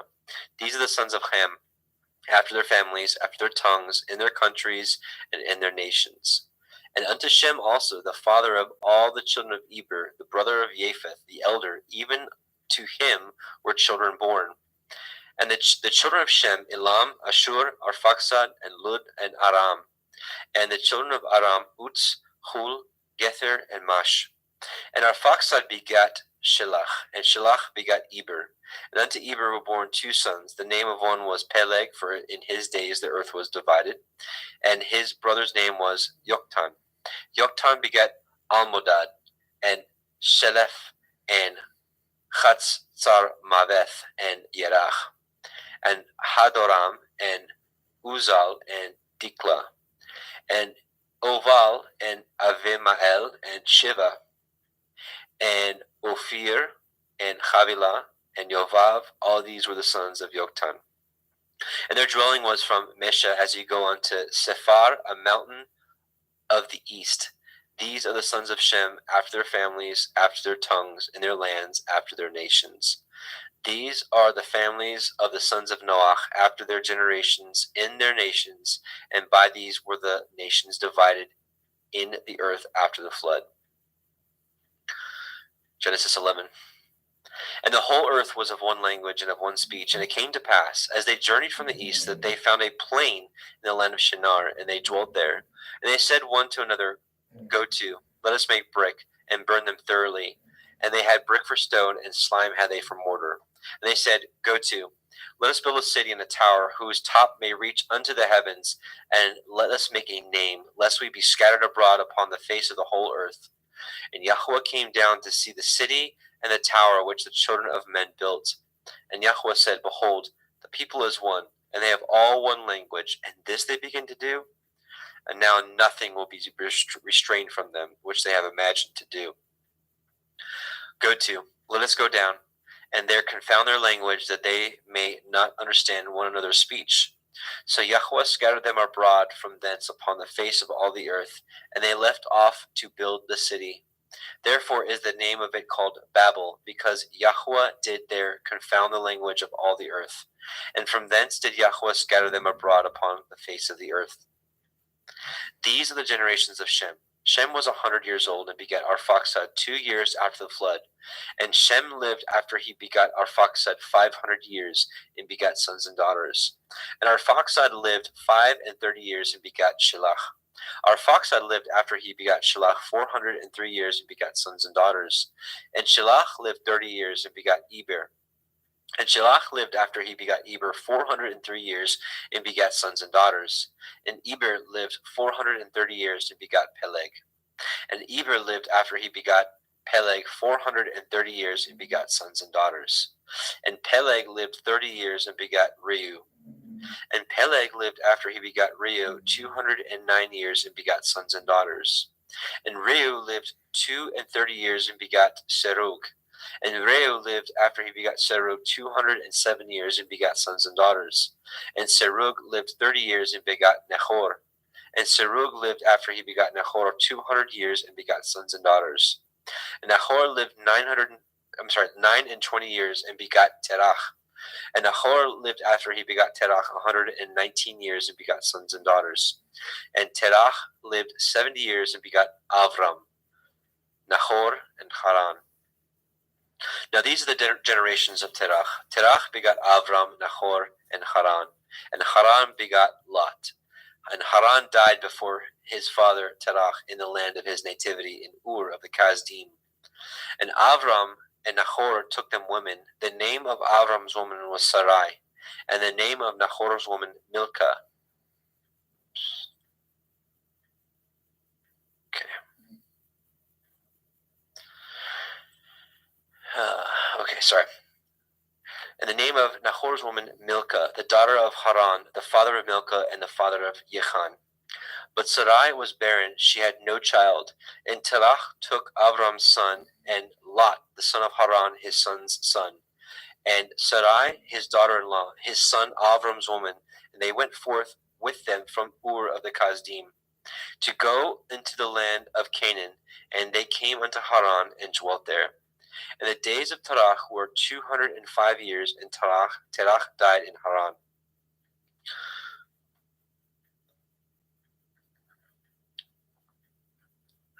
Genesis 12. Now Yahweh had said unto Avram, Get you out of your country, and from your kindred, and from your father's house, unto a land that I will show you. And I will make of you a great nation, and I will bless you, and make your name great, and you shall be a blessing.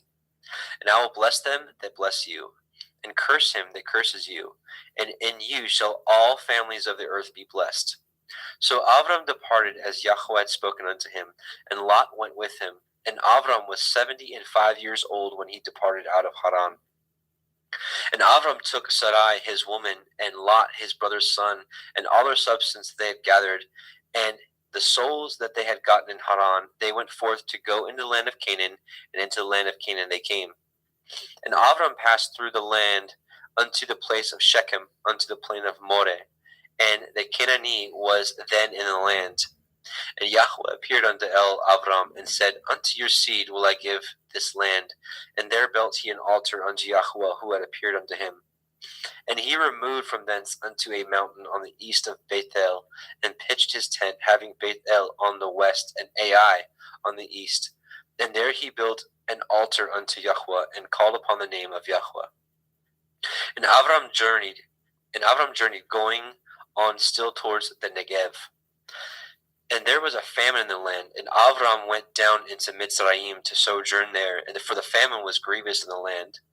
And it came to pass, when he was come near to enter into Mitzrayim, that he said unto Sarai his woman, Behold now, I know that you are a fair woman to look upon.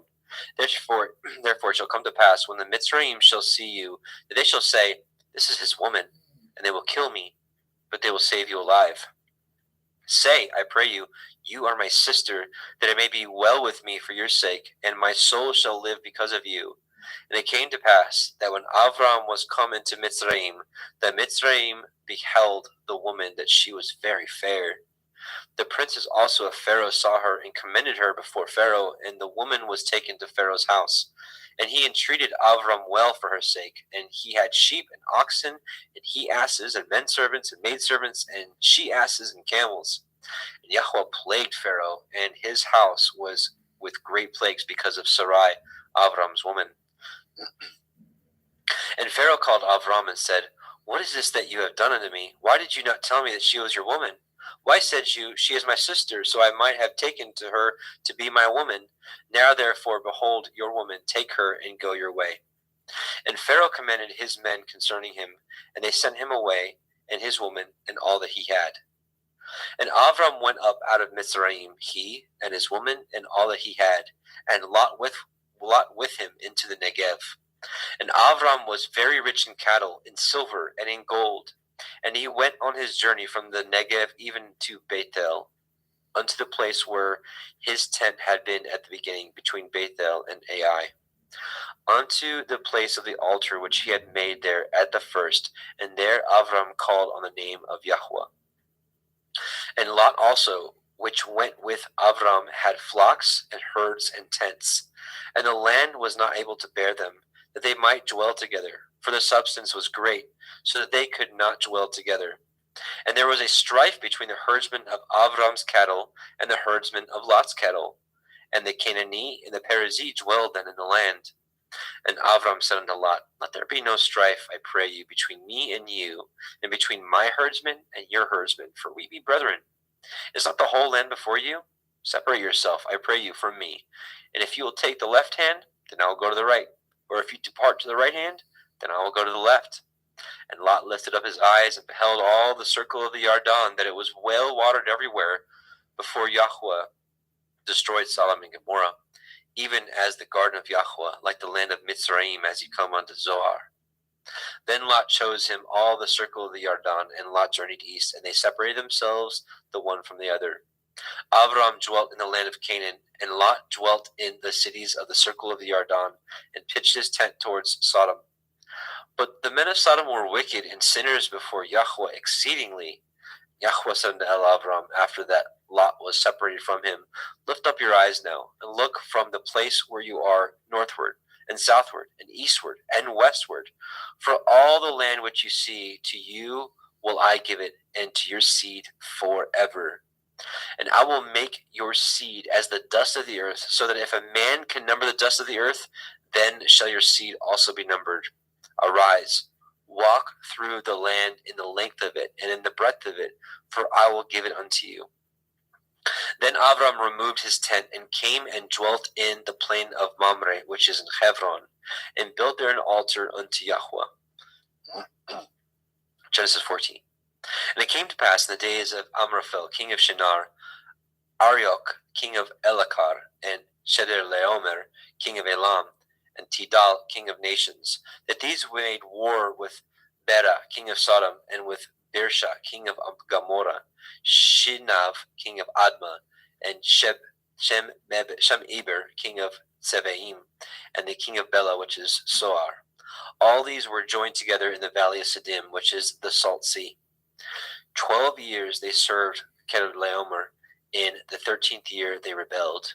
And in the 14th year came Chedorlaomer and the kings that were with him, and smote the Rephaim in Ashtaroth, Karnaim, and the Zuzim in Ham, and the Emim in Shave Kirathim, and the Horim in Mount Seir unto El Paran, which is by the wilderness.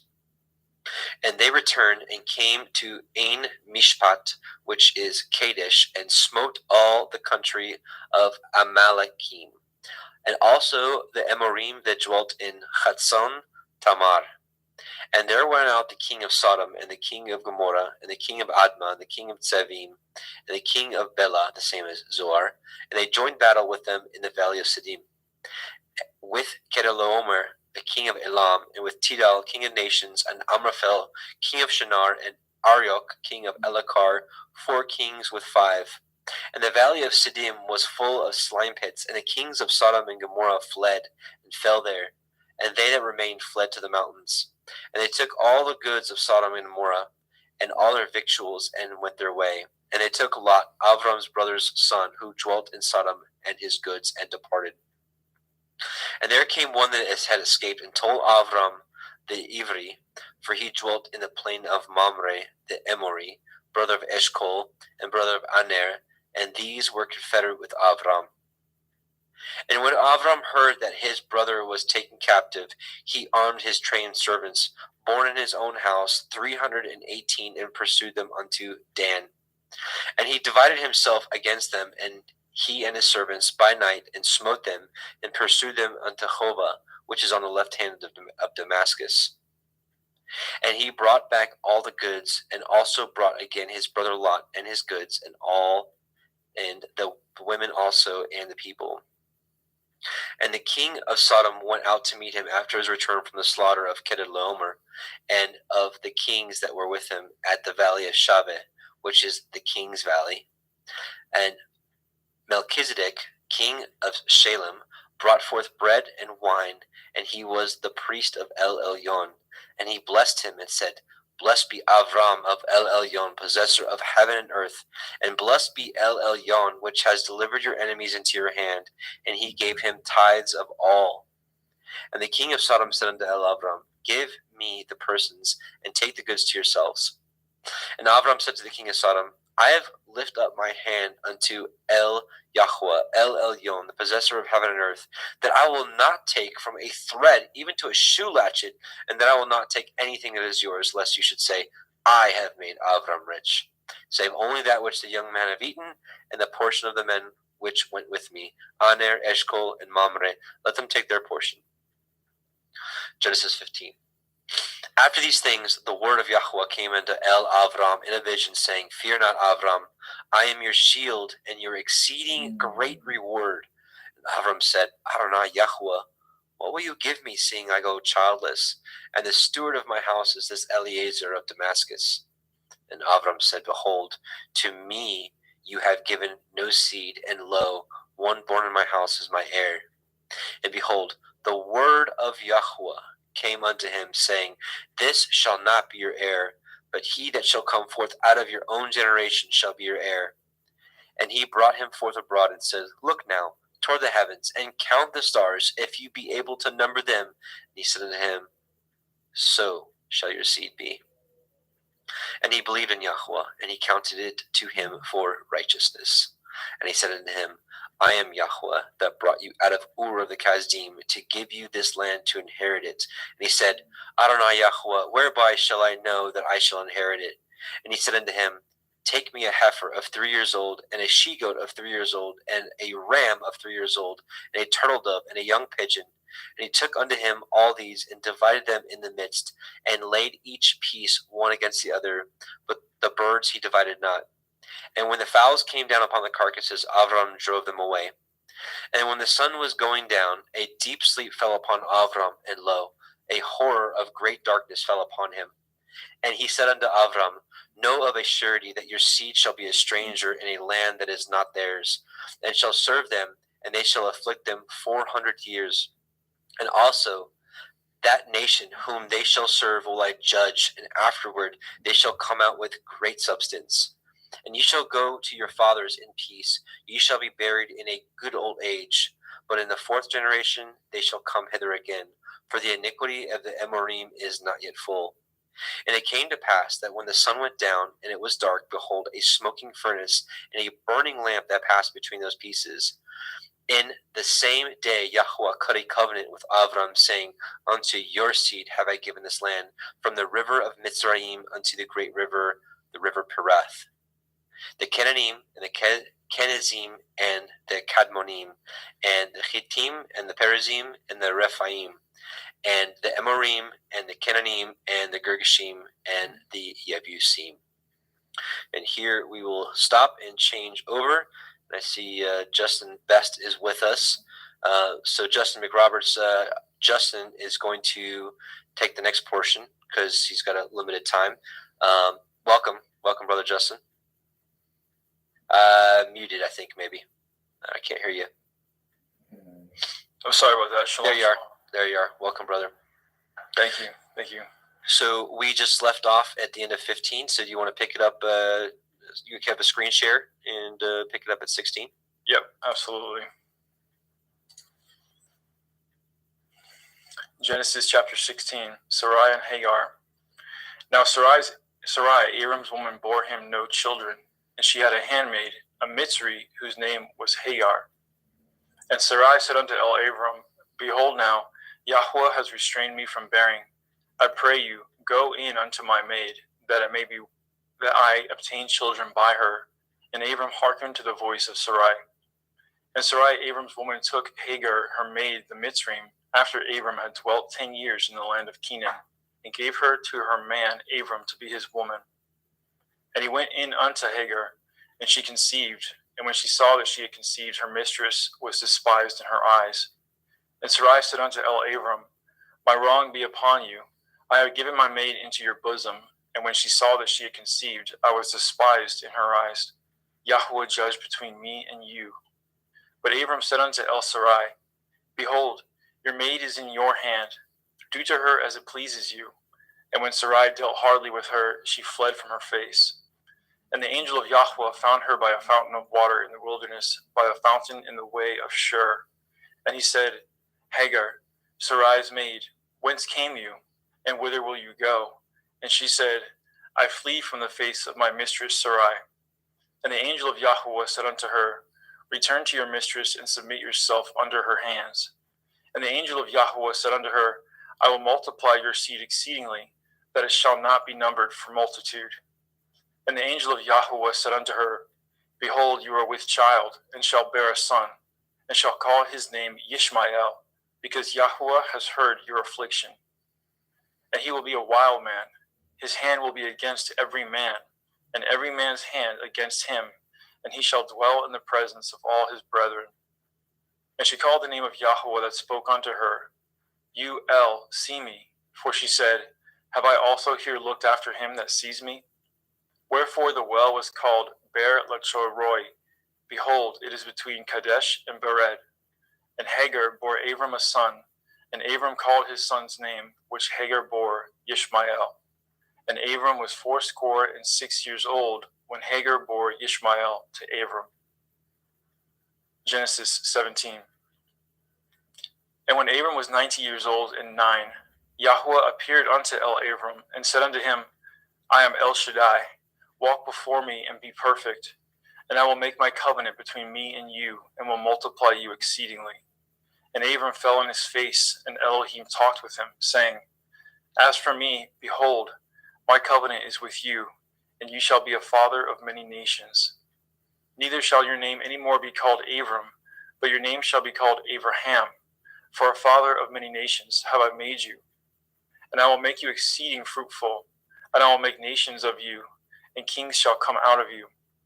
And I will establish my covenant between me and you and your seed after you in their generations for an everlasting covenant, to be Elohim unto you and to your seed after you. And I will give unto you and to your seed after you the land wherein you are a stranger, all the land of Canaan, for an everlasting possession, and I will be their Elohim. And Elohim said unto Abraham, You shall guard my covenant, therefore, you and your seed after you in their generations. This is my covenant, which ye shall guard, between me and you and your seed after you. Every male child among you shall be circumcised, and ye shall circumcise the flesh of your foreskin, and it shall be a sign of the covenant betwixt me and you. And he that is 8 days old shall be circumcised among you, every male child in your generations. He that is born in the house or bought with money of any stranger, which is not of your seed. He that is born in your house, and he that is bought with your money, must need to be circumcised. And my covenant shall be in your flesh for an everlasting covenant. And the uncircumcised male child, whose flesh of his foreskin is not circumcised, that soul shall be cut off from his people. He has broken my covenant. And Elohim said unto Abraham, As for Sarai your woman, you shall not call her name Sarai, but Sarah shall be her name. And I will bless her, and give you a son also of her. Yea, I will bless her, and she shall be a mother of nations. Kings of peoples shall be of her. Then Abraham fell upon his face and laughed, and said in his heart, Shall a child be born unto him that is 100 years old? And shall Sarah, that is 90 years old, bear? And Abraham said unto Elohim, Oh, that Ishmael might live before you. And Elohim said, Sarah your woman shall bear you a son indeed, and you shall call his name Yitzchak, and I will establish my covenant with him for an everlasting covenant, and with his seed after him. And as for Ishmael, I have heard you. Behold, I have blessed him, and I will make him fruitful, and I will multiply him exceedingly. 12 princes shall he beget, and I will make him a great nation. But my covenant will I establish with Yitzchak, which Sarah shall bear unto you at the set time in the next year. And he left off talking with him, and Elohim went up from Abraham. And Abraham took Ishmael his son, and all that were born in his house, and all that were bought with his money, every male among the men of Abraham's house, and circumcised the flesh of their foreskin in the selfsame day, as Elohim had said unto him. And Abraham was 90 years old and 9 when he was circumcised in the flesh of his foreskin. And Ishmael his son was 13 years old when he was circumcised in the flesh of his foreskin. And the selfsame day was Abraham circumcised, and Ishmael his son. And all the men of his house, born in the house and bought with money of the stranger, were circumcised with him. And Yahweh appeared unto him in the plains of Mamre, and he sat at the tent door in the heat of the day. And he lifted up his eyes and looked, and lo, 3 men stood by him. And when he saw them, he ran to meet them from the tent door, and bowed himself toward the ground, and said, My Adonai, if now I have found favor in your sight, pass not away, I pray you, from your servant. Let a little water, I pray you, be fetched, and wash your feet, and rest yourselves under the tree.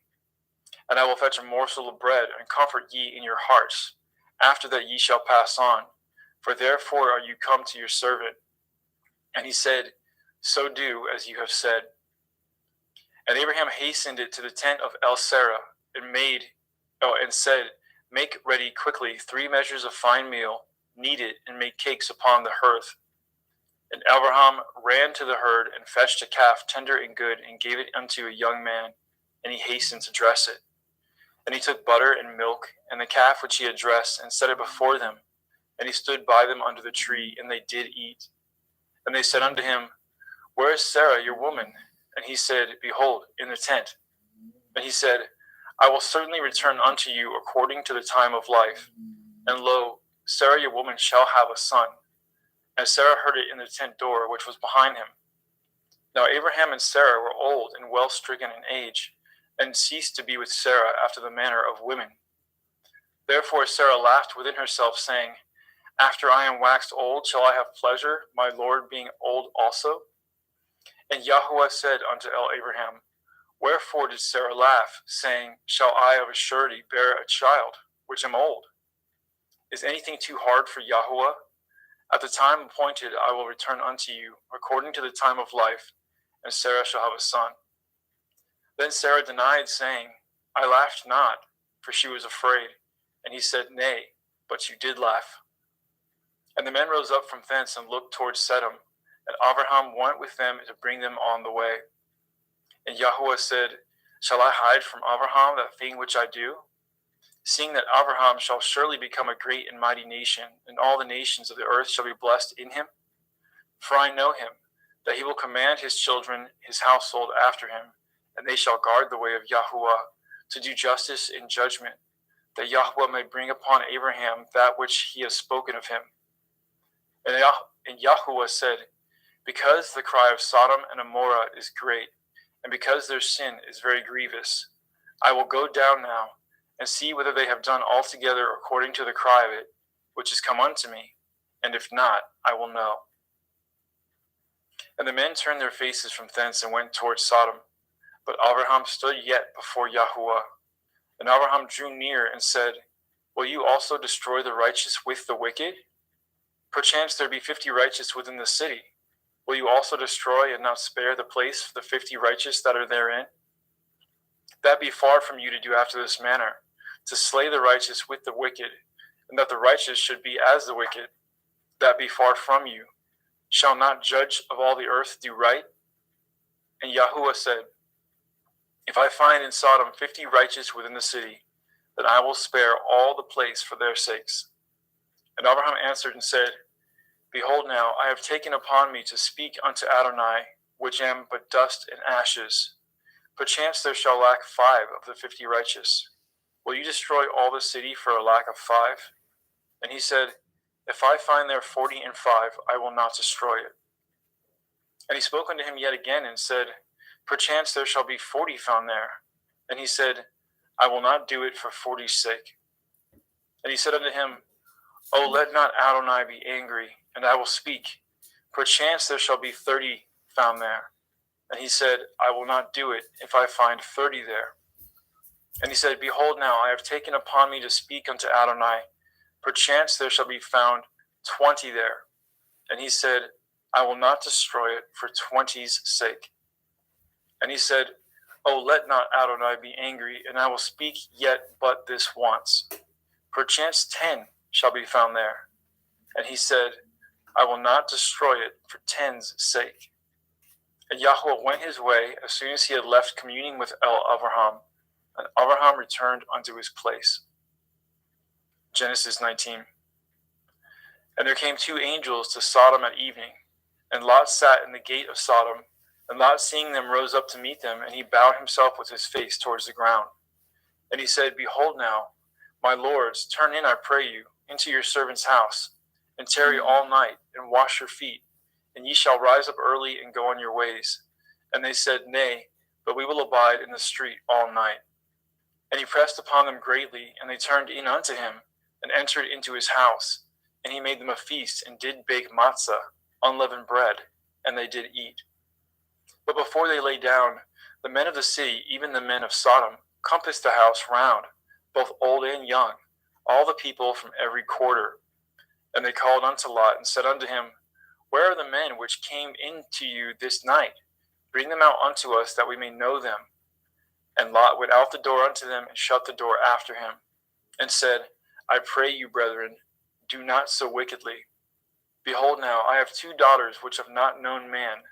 Let me, I pray you, bring them out unto you, and do ye to them as good in your eyes. Only unto these men do nothing, for therefore came they under the shadow of my roof. And they said, Stand back. And they said again, This one fellow came in to sojourn, and he will need to be a judge. Now will we deal worse with you than with them. And they pressed sore upon the man, even Lot, and came near to break the door. But the men put forth their hand, and pulled Lot into the house to them, and shut the door. And they smote the men that were at the door of the house with blindness, both small and great, so that they wearied themselves to find the door. And the men said unto Lot, Have you here any besides, son-in-law, and your sons, and your daughters, and whatsoever you have in the city? Bring them out of this place, for we will destroy this place, because the cry of them is waxing great before the face of Yahweh, and Yahweh has sent us to destroy it. And Lot went out and spoke unto his sons-in-law, which married his daughters, and said, Up, get you out of this place, for Yahweh will destroy this city. But he seemed as one that mocked unto his sons-in-law. And when the morning arose, then the angels hastened Lot, saying, Arise, take your woman and your 2 daughters, which are here, lest you be consumed in the iniquity of the city. And while he lingered, the men laid hold upon his hand, and upon the hand of his woman, and upon the hand of his 2 daughters, Yahweh being merciful unto him. And they brought him forth, and set him without the city. And it came to pass, when they had brought them forth abroad, that he said, Escape for your life, look not behind you, neither stay in all the circle of the Yarden. Escape to the mountain, lest you be consumed. And Lot said unto them, Oh, not so, my Adonai. Behold now, your servant has found grace in your sight, and you have magnified your mercy, which you have showed unto me in saving my life. And I cannot escape to the mountain, lest some evil take me, and I die. Behold now, this city is near to flee unto, and it is a little one. Oh, let me escape thither. Is it not a little one? And my soul shall live. And he said unto him, See, I have accepted you concerning this thing also, that I will not overthrow this city for which you have spoken. Make haste, escape thither, for I cannot do anything until you are come thither. Therefore the name of the city was called Zoar. The sun was risen upon the earth when Lot entered into Zoar. Then Yahweh rained upon Sodom and upon Amorah brimstone and fire from Yahweh out of the heavens. And he overthrew those cities and all the circle of the Yarden, and all the inhabitants of the cities, and that which grew upon the ground. But his woman looked back from behind him, and she became a pillar of salt. And Abraham got up early in the morning to the place where he stood before Yahweh. And he looked toward Sodom and Amorah, and toward all the land of the circle of the Yarden, and behold, and lo, the smoke of the country went up as the smoke of a furnace. And it came to pass, when Elohim destroyed the cities of the circle of the Yarden, that Elohim remembered Abraham, and sent Lot out of the midst of the overthrow, when he overthrew the cities in which Lot dwelt. And Lot went up out of Zoar, and dwelt in the mountain, and his 2 daughters with him. For he feared to dwell in Zoar, and he dwelt in a cave, he and his 2 daughters. And the firstborn said unto the younger, Our father is old, and there is not a man in the earth to come in unto us after the manner of all the earth. Come, let us make our father drink wine, and we will lie with him, that we may preserve seed of our father. And they made their father drink wine that night, and the firstborn went in, and lay with her father, and he perceived not when she lay down, nor when she arose. And it came to pass on the morrow that the firstborn said unto the younger, Behold, I lay yesternight with my father. Let us make him drink wine this night also, and go in, and lie with him, that we may preserve seed for our father. And they made their father drink wine that night also, and the younger arose, and lay with him, and he perceived not when she lay down, nor when she arose. Thus were both the daughters of Lot with child by their father. And the firstborn bore a son, and called his name Moab. The same is the father of Moabim unto this day. And the younger, she also bore a son, and called his name Ben-Ami. The same is the father of the children of Ammon unto this day. Genesis 20. Let's get a sip of water.